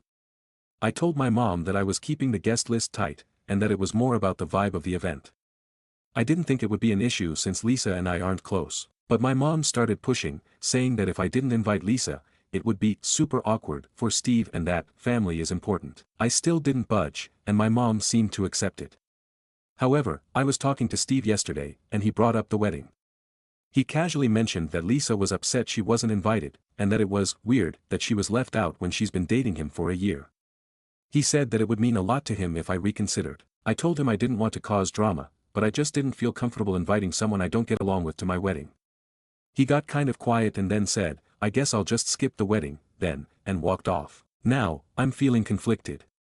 I don't want to lose my brother over this, but I also don't think it's my responsibility to make space for someone who isn't really part of my life, especially on such a personal day. Stories number 26. Aita for not wanting to contribute to a meal train. Aita for not wanting to contribute to a meal train for someone in our wider friend group who just had a baby. Context, I had a baby about 6 months ago and they didn't do shit for us. She personally texted people one-on-one to make sure they were signing up. I've always been under the impression meal trains are more of a voluntary thing you want to do out of the kindness of your heart, not something you're peer pressured into. When we had our baby, we never asked people for anything. A few of our close friends bought over a meal or two as a surprise and we were super grateful. But I would never think to practically straight up ask someone, hey, you gonna bring me food? She also has dietary restrictions. On top of that, I have a little one of my own that keeps us insanely busy and don't really feel like taking the time to make an entirely separate meal for them. I'm most likely going to just Venmo them money so they can order takeout or DoorDash or something, but to be quite honest I don't want to give anything at all. Stories number 27. Why doesn't this thing that exists for women exist for men too? Because women fought for it and organized it. Women fought for women's shelters and raised money for them. Women create events and social clubs for women. Women fought for the right to wear pants. Women fought for and created women-only spaces. These things did not fall out of the sky. You want them, do the fucking work. I'm fucking tired of this shit. Or are you just gonna expect women to do it for you too? Stories number 28. Aita for not helping my brother with his debts after I got a better paying job. So I, 26F, recently got a much better paying job. It's a great opportunity and has given me more financial freedom. I didn't tell many people about the pay increase, but my brother, 28M, found out and immediately asked me to help him pay off his debts. Now, to give some background, my brother has always struggled with money. I think he might have a gambling problem. He's always living paycheck to paycheck, and whenever he gets into a rough spot, he asks family for help. I've helped him before, but honestly, it just doesn't seem to be helping him long term. He keeps making the same mistakes. I told him no this time. I suggested he start budgeting better, or maybe even talk to a financial advisor, but he didn't take it well. He's upset and now he's telling the rest of the family that I'm being selfish. Some of them are on my side, but others think I should help him out because we're family, and I'm in a better position now. I feel like I'm not obligated to help him if he isn't willing to change his habits. But I also feel guilty because he's struggling. Aita for saying no. Stories number 29. Aita for calling my soon-to-be ex-wife's mother after she locked me out. I, 32M, am currently married to a woman named Claire, 32F, but about 2 weeks ago, we decided that due to irreconcilable differences, we were best off getting a divorce. Irreconcilable differences is extremely generous to Claire, who is a verbally abusive, overspending, alcoholic, lazy, unemployed Instagram and Twitter addict. Now, seeing as I'm the guy divorcing her, I may be biased, but I believe marrying her was the worst decision I've ever made. Last night, Claire and I had an argument. This is a common occurrence. Claire has been dragging her feet on moving out of the house that I own, and whose purchase predates our marriage, and apparently my asking when she was going to start packing crossed some line. Claire was drunk, as she often is. She called her male coworker to loudly vent about me, knowing it would upset me. I decided to take a walk. It was just going to be a short trip around the block, so I only wore a jogging jacket over a long-sleeve shirt and pants. Well, when I got home, the chain on the front door was latched. I only had the front door key, which does not work with any of the other doors in the house. I was in the middle of an Illinois suburb at 1 a.m. It was -3 degrees outside. Ringing the doorbell, knocking, calling Claire, and shouting through the small space in the door yielded no response. I had no idea what to do. Claire's mother lives near us, but there were two problems. The first was that Claire's relationship with her mother is rocky, and her mother has always been very critical of her. I wonder why. The second was that her mother did not know we were getting divorced yet, as Claire wanted to tell her when the time was right. Seeing no other option, I called Claire's mother. I explained the entire situation to her, apologized profusely, and asked her to get through to Claire so I could just go inside. She did me one better and drove over. When Claire heard her mother's voice through the crack in the door, everything changed. She immediately unlatched it and gave me the dirtiest look imaginable. Claire's mother tore into her like I had never heard before, and so while I excused myself from the situation, I overheard everything. After a short discussion between the two of them, Claire picked up a few pieces of clothing and went to her mother's house. Claire has been texting me non-stop. It's 6 a.m. and neither of us slept. She tells me that no matter what happened, involving her mother was a dirty move. She insists that she would have opened the door for me soon. Was I the asshole here? Stories number 30. My parents kicked my little brother out of the house because he is gay. Hi, I need help. This is not my main account because I want to keep my brother privacy. I'm a 17-year-old girl, and I have a 15-year-old little brother. Our parents have always avoided talking about topics related to the LGBTQ+ community. A year and a half ago, my little brother told me he was gay. Of course, I told him that I love him no matter what and that I'm proud of him. He shared with me that he was afraid to tell our parents because he wasn't sure how they would react. I told him that he didn't have to rush and that when he was ready, I would support him 100%. A few days ago, he came to me and said he couldn't hide it from our parents anymore and that he wanted to tell them.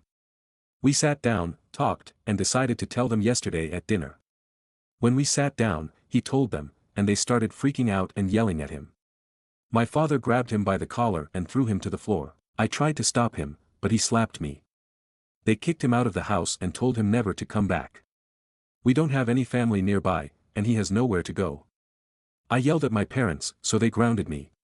Last night, he stayed at a friend's house, but now he has nowhere to go. It's snowing where I live, and I don't know what to do. I'm so worried about him. I gave him all my money so he could stay at a hotel tonight and so he could eat, but it's not a lot of money and it will last him 2 days tops. Stories number 31. Aita for not letting my parents name my future child. My wife and I are expecting our first baby, and we're beyond excited. My parents, however, think they should have a say in naming the baby. They want us to name him after my grandfather, keeping with family tradition. The problem is, I hate the name. It's old-fashioned, and my wife and I already picked a name we love. When I told my parents, they lost it. My dad said it was a huge insult to our heritage. My mom cried, saying, "Your grandfather would be heartbroken if he were alive." I reminded them that it's our child, our decision, but they refused to drop it. Now, my relatives are calling and texting, pressuring us to reconsider. I love my family, but I feel like they're overstepping. It's my son, not theirs. Aita for refusing to give in to their demands. Stories number 32. Boyfriend 28M broke up with me. 28F for lying. Is there anything I can do? We've been together for 5 years now. I have a history of lying to him about my past before we were together. I've been ashamed of myself for being sexually promiscuous when I was single, and we started our relationship when I was in a dark place. He's always been very emotional, and I didn't want to tell him about certain things in my past out of fear that I would lose him. I'm very well aware that this has now caused our relationship breakdown as he no longer trusts me. I've laid everything out on the table for him today. I've told him every single little thing, including deep childhood traumas. He says it's now too late. He says there's no trust left, and I can't build it out of nowhere. He's convinced that I've been unfaithful at the beginning of our relationship. I was not in any way. I can't get him to believe me. I've offered to do a lie detector test. I've told him how much I love him and how much he means to me. He's the most important person in the world to me, and we have such a beautiful life together. I am hurting so bad over this, and I wish I was honest from the beginning. How do you build back trust that has been shattered like this? I need another chance to prove myself to him. I would never lie again. I've told him absolutely everything. Please help. Stories number 33. Aita for kicking my sister out of my baby shower because she called me old and selfish. My sister, F. 31, and I, F. 34, married around the same time 7 years ago. She decided to have kids right away. My husband, M. 35, and I decided to buy a house first, do a little traveling and have enough savings before having kids. My sister now has 4 kids. I'm currently pregnant with our baby. I have been dealing with hyperemesis gravidarum, HG, and it's been brutal. Luckily my MIL and my husband have been amazing to me, and my boss allowed me to work from home until I give birth. My mom can't help me much because she helps out my sister's 4 kids a lot. Yesterday was my baby shower that my SIL threw for me. People kept asking about how I was doing, and I was talking about how HG is horrible. My sister decided to interrupt me and said, honestly, this is what happens when you get pregnant when you are old. I have had 4 pregnancies and never had these issues. I guess you should have thought about this before all those trips and "we are not ready yet" bullshit. Some of us made sacrifices in our 20s. I got furious. This wasn't the first time she commented about my life, so I told her to get the fuck out. She grabbed my nieces and left. My mom said I was being hormonal and should have just ignored her. My mom thinks my sister said that because she became a mom earlier than me and never enjoyed her life or even any alone time with her husband. My husband thinks I had every right to be upset because she was saying I deserve HG. Do I owe my sister an apology for kicking her out? Stories number 34. Aita for leaving my 5-month-old baby with my guy for the first time since giving birth. So I decided that I want to meet up with a female friend for dinner without bringing my baby. I made sure that I changed and fed my breastfed baby before leaving. I wrote down instructions and how to prepare the bottle and pureed food for my partner so he would be at ease. I even wrote down that he should call if he has any issues. I only managed to pump 1 bottle and I had 200 milliliters worth of frozen pumped milk in the freezer. I didn't think it would be necessary to let my partner know about the frozen milk as I knew I wouldn't be gone for more than 3 hours. But I had it in the freezer for backup if he called. Backstory: my partner goes to the gym every day after work and only comes home around 6:30 p.m. Even while I was on maternity leave, he continued going to the gym and coming back home late. Sometimes he would go meet up with his friends and only come home after 10 p.m. Other times, he would tell me minutes prior that he would be dropping off his mom in a different town, which then led to him coming back late at night. So since he usually does his own thing and comes back whenever he feels like it, I thought it wouldn't be a problem for me to leave the house for the first time without the baby to have dinner with my friend. In total, I left at 7 p.m. and arrived home at 10:30 p.m. Boy, did my partner lash out on me. He first put off his phone when I tried to call him shortly after I had left to check up on the baby. I noticed that he turned his calls off, so I sent a message on WhatsApp asking how the baby is. He responded, "She's fine." I responded, "Alright, awesome, should I bring you food?" He didn't respond for over 1.5 hours. He then sent a message just before 9 telling me that the baby is crying non-stop. I responded at 10 asking how the baby is now and didn't get a response. I figured it wasn't that bad as he hadn't called since he sent the message about the baby crying. While I was driving home about to pull up to our place, he called yelling at me, "Where are you? The baby is crying. Where are you?"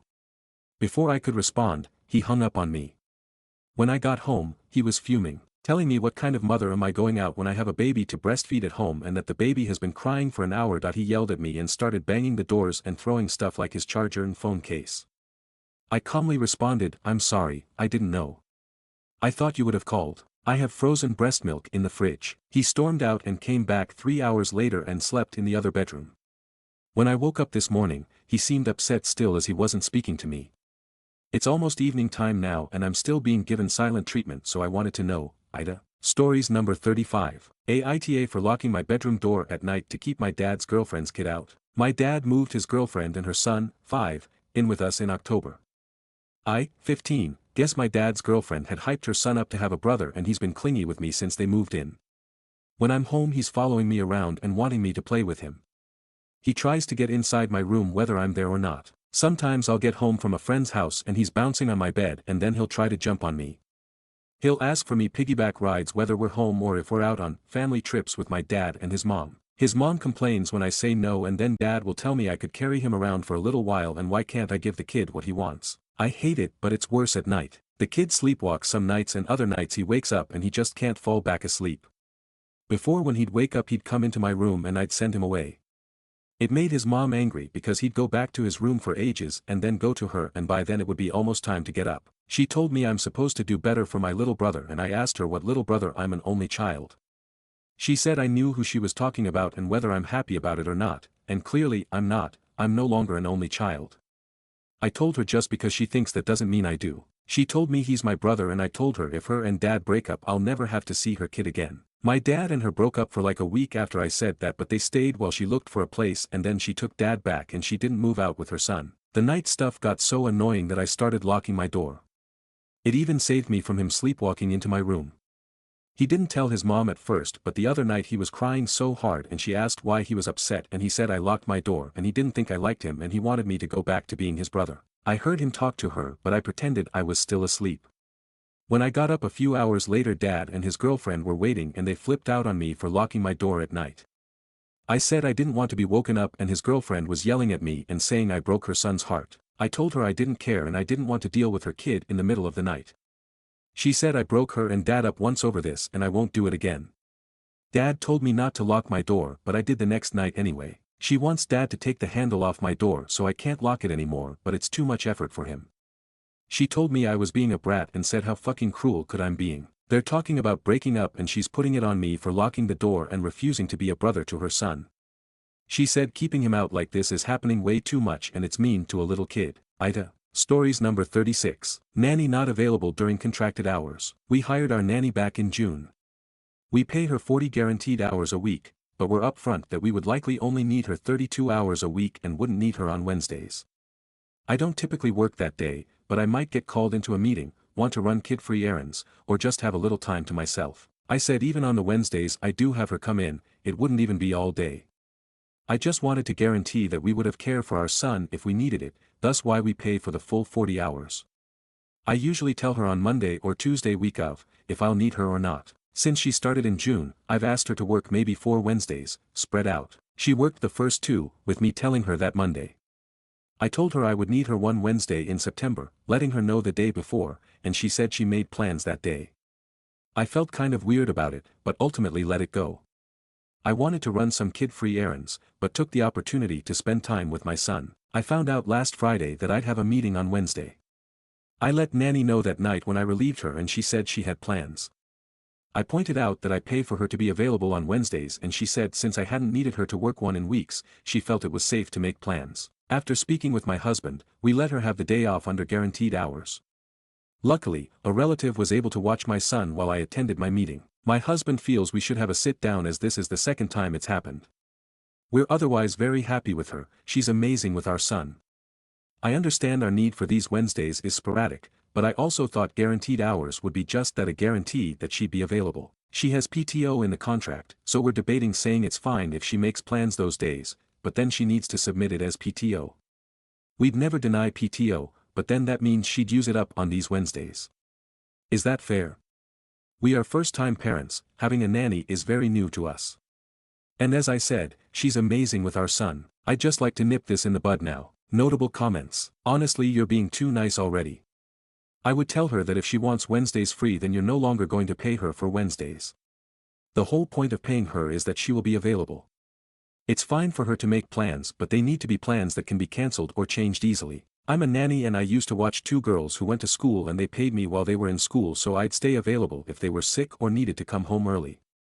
I can't even imagine telling my employers I made plans and couldn't get them. I think they would have just fired me. Definitely talk to her and tell her either she needs to keep the day free continuously, use PTO, or you will change the guaranteed hours payment to 32 hours, because you're being way too generous. I'm a nanny who gets paid to be on call, for hours I rarely have to work, as stated in my contract, basically same as this situation you're describing, they almost never need me. But if they do need me, it's my responsibility to drop anything, cancel any plans, etc. to be available. You're paying your nanny to be on call, and her not being available is like the same as her not showing up for a scheduled shift. You seem very fair and understanding, and not like you are taking advantage of the situation at all. I would say you're being slightly taken advantage of. Considering you're paying her, you should be granted that peace of mind. Definitely have the convo. Your understanding of guaranteed hours is exactly correct. You're guaranteeing her pay, she's guaranteeing her availability. It really doesn't matter how sporadic your need is, she's being paid to be available. I work in a similar situation, where I'm paid Monday through Friday but hardly ever work Fridays. I'll be honest, sometimes I'll make plans or appointments for myself with the assumption that I'll likely have the day off. But if it's anything that can't easily be cancelled, I give my MB a heads up and request PTO. If I don't request PTO ahead of time then I'm fully ready to cancel whatever I had planned. I mean, that's just how guaranteed hours work. I don't want to encourage any negative feelings towards your nanny, she may just not have a good understanding of GH. But your expectations are more than fair and I would definitely address this with her. Update. We really loved our nanny until we ran into an issue a few months back.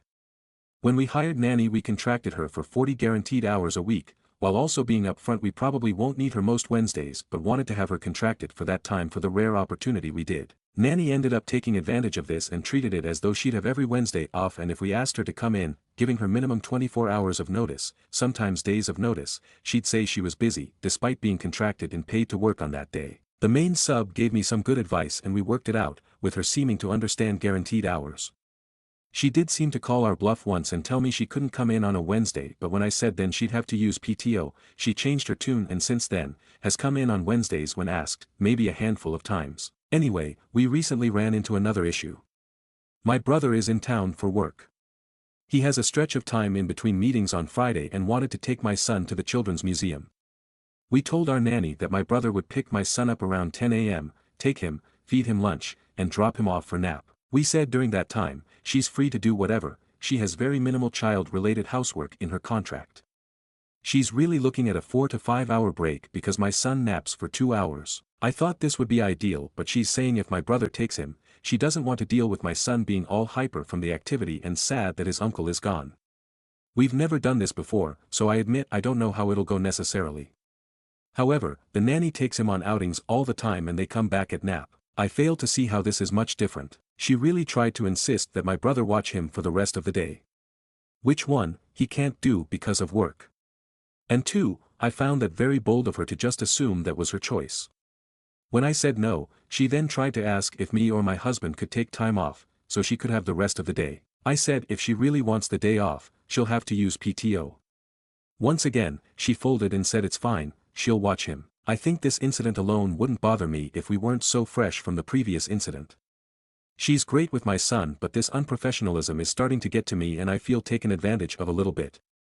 My husband is also leaning towards finding a new nanny, but I'm nervous if this is going to keep happening. Would we be wrong to fire her over this? Should we have another discussion? Is this just how nannies are? We're first-time parents and I just feel so lost. Notable comments. Let her go, she's trying to take advantage of this situation. Regardless of guaranteed hours, she's trying to dictate your schedule because she doesn't want to deal with your child's energy, all while getting paid for not working. The entitlement is off the charts. Guaranteed hours is a great benefit for the nanny, but in return the nanny should be providing great service, not causing you extra stress in your life. Excelsior. This is crazy. My nanny also gets large breaks while kids are in preschool and is always just asking what else she can do to help as part of her GHs. I can't even imagine what I would say if she then fought me about working after a break. I'd be too dumbfounded. You need a new nanny. Momithezia 3079. I would start looking for a new nanny. I wouldn't tell her she's dismissed until she leaves on her last day. Give her her contractual severance and say goodbye. I don't trust people to care for my loved ones after multiple negative issues. I don't want them taking their resentment out on my kid. People suck 2024. She doesn't want to deal with him being hyper. Girl, that's her job. As a nanny, your nanny does not sound like a team player and is 100% taking advantage of you.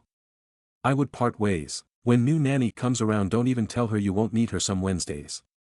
Maybe Tuesday night you could let her know you need her a half day or that you won't be needing her that day. That way she doesn't have these plans far out in advance, which she should be willing to drop anyways if it's under GH, since technically having GH is like being on call for nannies. Best of luck. Update 2. I got a lot of awesome advice yesterday and ultimately after talking with my husband, we decided to start looking for a new nanny. I know some said to just have her come in even when I don't need her. One person even suggested having her go to the museum with my brother, all to show her that she has to work. And honestly, if I have to treat her like a toddler, it is not worth it. We are one and done for a reason. I don't need to constantly parent an adult and try to motivate them to do a good job, they should just want to.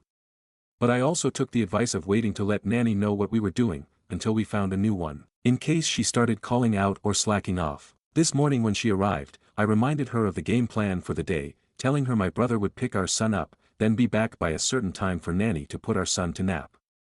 Nanny seemed completely fine, so I headed to work. Around the time my brother picked up, he sent me a text saying that the nanny had asked him if he could keep our son all day. Thankfully, my brother doesn't take bullshit and told her no, reminding her what time he'd be back. I was already pissed and knew I'd have to talk to the nanny but tried to calm down. When my brother arrived to drop our son back off, at the time he said, the nanny wasn't there. My brother contacted me and I called her. She said she had stepped out to run a few errands and would be back soon. My husband works 5 minutes from our house, so he ended up working from home the rest of the day so he could talk to her when she got back, as well as relieve my brother. She didn't return for an hour. She had no way of knowing my husband had come home, we didn't tell her. So, she just assumed my brother was there. My husband fired her. He says she acted very surprised and tried to make excuses that she thought she had time. A part of me can't believe the audacity, but the other part of me is just glad to be done with her. We will be making it very clear to the next nanny what our expectations are. I thought we did by outlining guaranteed hours and our need, but I guess we need to double the point home.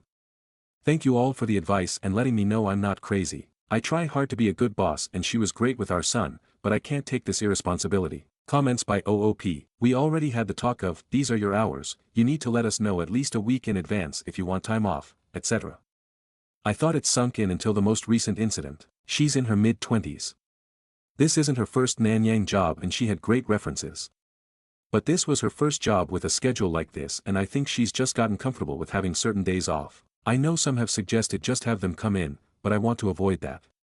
I love my husband, so I'm not necessarily complaining, but those Wednesdays are my time with my son where we can be alone, no one else around, and just chill. I don't want to have to find tasks for a nanny to do or go out and miss out on time with him. My husband and I plan to just bring it up several times in the interview process and be very clear in the contract. But if anyone has any other advice, it'd be appreciated. I totally get that family can make it awkward. Until now, I avoided having family there when the nanny was. This was the first time it happened, which I think adds to my annoyance. If it had been a recurring issue and she came to me and said, hey, he really struggles with this, what can we do to fix it? I'd be on board. but given she didn't even give it a shot. My husband also said son was sleeping when he arrived home and my brother told him he was half asleep when they walked through the door. So, putting him down would have been easy but she worked it all up in her head. Stories number 37. We took on my little sister's best friend. I don't know if it was a good idea. I'm not sure what to do in this situation as it's becoming more and more sticky and awkward to navigate. Back in October last year, my mum decided to take in my sister's friend. My sister and her friend are both 17. She's an emancipated minor who can't live with her parents, her mother is mentally unstable and in and out of psychiatric care, and her father kicked her out after she was assaulted by a 23-year-old man.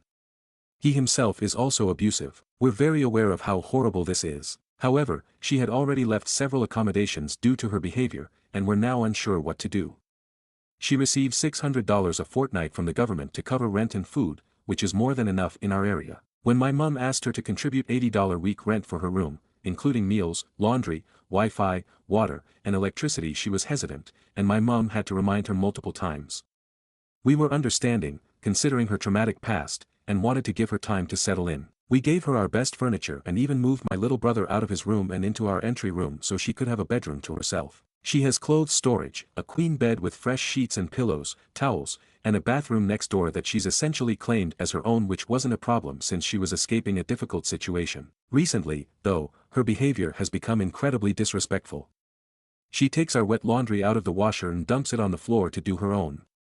She's been vaping in the house since she moved in, hiding it from my mum.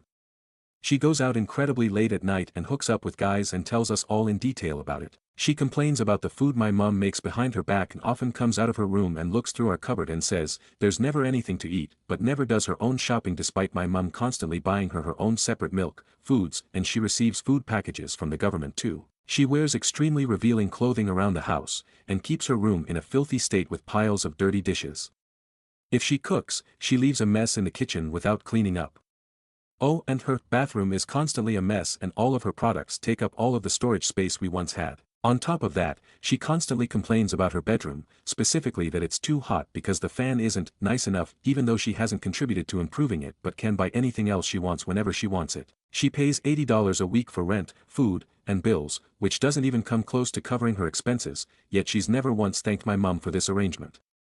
Instead, she complains. She has around $20,000 in savings and regularly spends money on designer clothes, shoes, perfumes, laser hair removal, and expensive hair treatments. It's excessive, especially considering my mum is struggling financially to support her while also dealing with the stress of cleaning up after her. Despite being asked daily, both nicely and firmly, she refuses to contribute to household chores. A few days ago, my mum told her the rent would increase to $100 a week. In response, she got out of the car and stormed off. Her ungratefulness is shocking. While we've tried to be compassionate because of her past trauma, her behavior is completely out of hand. Meanwhile, I don't even have a room when I visit for work, I sleep on the couch. More importantly, my younger autistic brother doesn't have a proper bedroom either. He's in the theater room with no fan or air conditioning. Ironically, the fan in her room, which she complains isn't good enough, would make a huge difference for him. For context, all of us siblings pay rent. I pay $50 a week despite only staying there occasionally, which barely covers the food, electricity, and water I use, so I make up for it by regularly and thoroughly cleaning the house. She doesn't even do that. I just don't understand what she thinks is out there that's better than this, given her attitude. We have even offered to pay for therapy for her, which she says she doesn't want. What are we supposed to do in this situation? Edit, I was wrong. She earns $600 a fortnight. $300 a week. Aita for treating my coworker differently after she accused me of SA when I saved her life. I'm a quiet guy and genuinely friendly. I treats all my coworkers as friends. About 2 months ago, during a work lunch, one of my coworkers started choking, so I did the Heimlich thing to help her. After she's in the clear, the others cheered. I asked if she alright. She just nodded and headed to the bathroom without a word, so I didn't think much about that. Until, 2 days later, I got called into HR for my inappropriate behavior. I was confused and asked for more details. That's when they told me that my coworker had filed a complaint stating that she felt my touches when I was helping her was inappropriate, my body was too close and she felt my private touching her. I gave my statement and they put me on ice. I was still working with potential to be removed, while they investigate further. After a week I was in the clear. I returned to working normally without fear, but I started distancing myself from the coworker. She tried to apologize, which I accepted, and tried to explain that she has to tell me that she has trauma, but I still take precautions and only treat her as just colleague. I'm no longer talk to her unless needed to, always keeping distance, no longer inviting her out unless there are others. She could feel my hesitant toward her and how no longer treat her the same as others. She tried to say that I'm being ridiculous and petty, but I told her that I'm just looking after myself. So am I the P.S. Sorry about my English if there are errors, it's my third language. AITJ for telling the postal worker I dread coming to the post office because of her. I, 21F, just recently decided to get my passport. First I needed the photo and then to apply for it, so I went to the post office. Backstory, I have been to this post office many times. I'm often returning items at the post office. There is a woman that works there. Maybe late 50s early 60s. She is kind of rude. Every time I've gone in, she has an attitude and acts as if the customers are inconveniencing her in some way. She seems so miserable. The very first time I ever went, I was 16 and I had no idea how to return an item. She made me feel very stupid and embarrassed me in front of other customers, and it really did hurt my feelings because I was being polite and asking for help. Even though she did that, every time I go in, I smile and tell her good morning or good afternoon. This story, I went in and asked for just a passport photo because I didn't have the money yet to spend on the passport. I have a lot of money in my savings, but wanted to wait until I had more in my checking to buy it. She says, "Are you a first-time applicant?" I said yes. She then says, "Well, we can just take your photo once you do the application." I was excited to take my picture this day because I'd done my makeup and spent a lot of time on it. So I said, "I'd like to take the photo today if that isn't an issue." I did my makeup. She looks me up and down with a subtle look of disgust. Then she says, "You don't want to just do it when you come back?" And I said no. She sighed and once again, there were people staring at me. She then calls another worker to the desk because she had to go take my picture and I heard her say, "I don't understand these people," so I said, "You know what? It's okay, I'll just go to Walgreens and take my photo there." She comes back over and says, "I just said you can take it today," and I said, "No, it seems like it's an inconvenience to you. Every time I come in here, you have a nasty attitude and I don't look forward to having to come in here." I ended up leaving before she responded. So I took my photo at Walgreens and applied for an application at a post office in another city. And now I'm inclined to return items at a post office in another city, which is gonna be a pain. AITA for not providing emotional support to my ex. First off, all the disclaimers. Sorry for formatting, I am on my phone and also English is not my first language, so I apologize for any errors. I, 34F, broke up with my ex-boyfriend, 40M, last June, so a little over 7 months ago.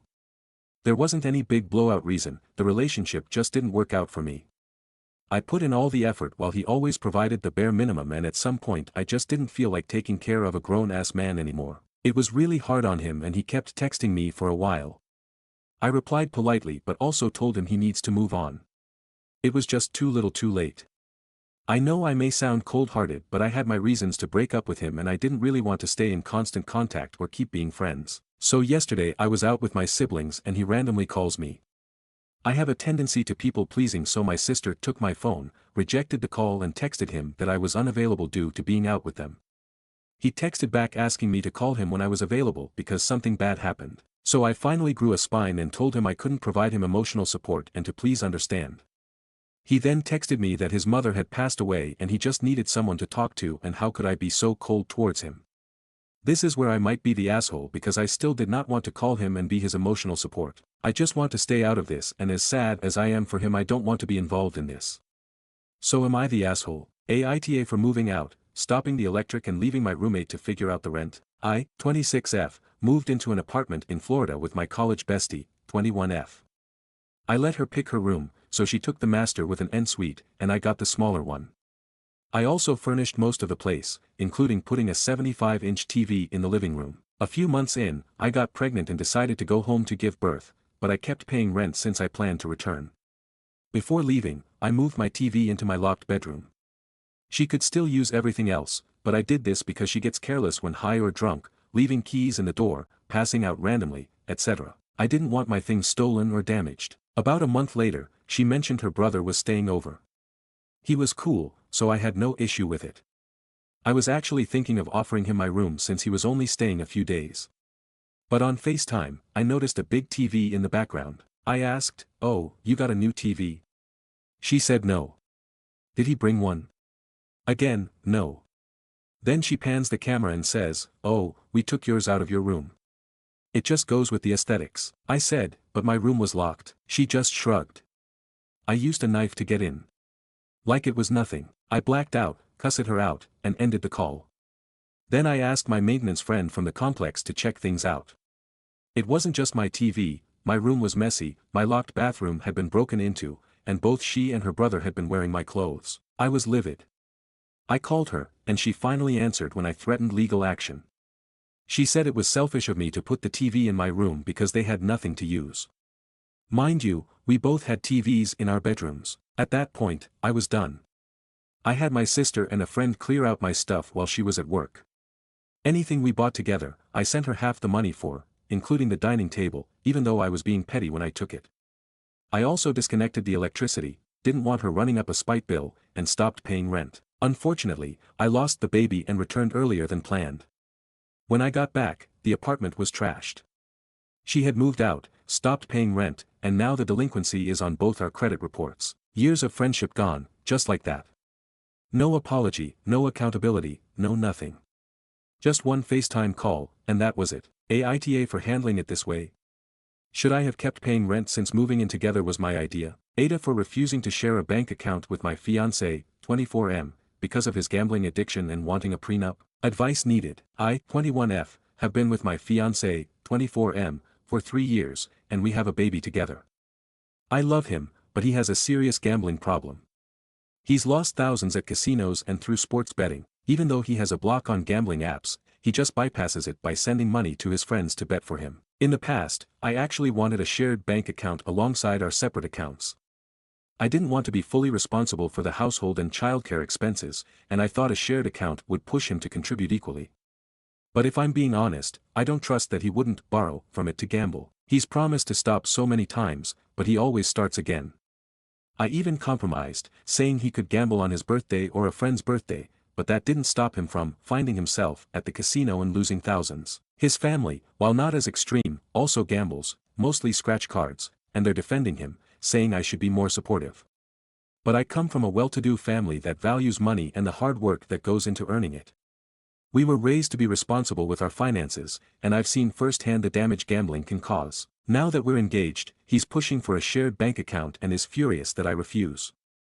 I also told him I want a prenup because I work hard for my money, and I hate the idea that if we were to divorce, he could get spousal support, money I know he'd likely gamble away. He says I'm being unfair and that marriage is about trust and partnership.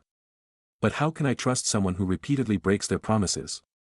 Part of me also thinks he might call off the wedding if I push too hard for a prenup and separate finances. His family is making me feel guilty too. So, Aita,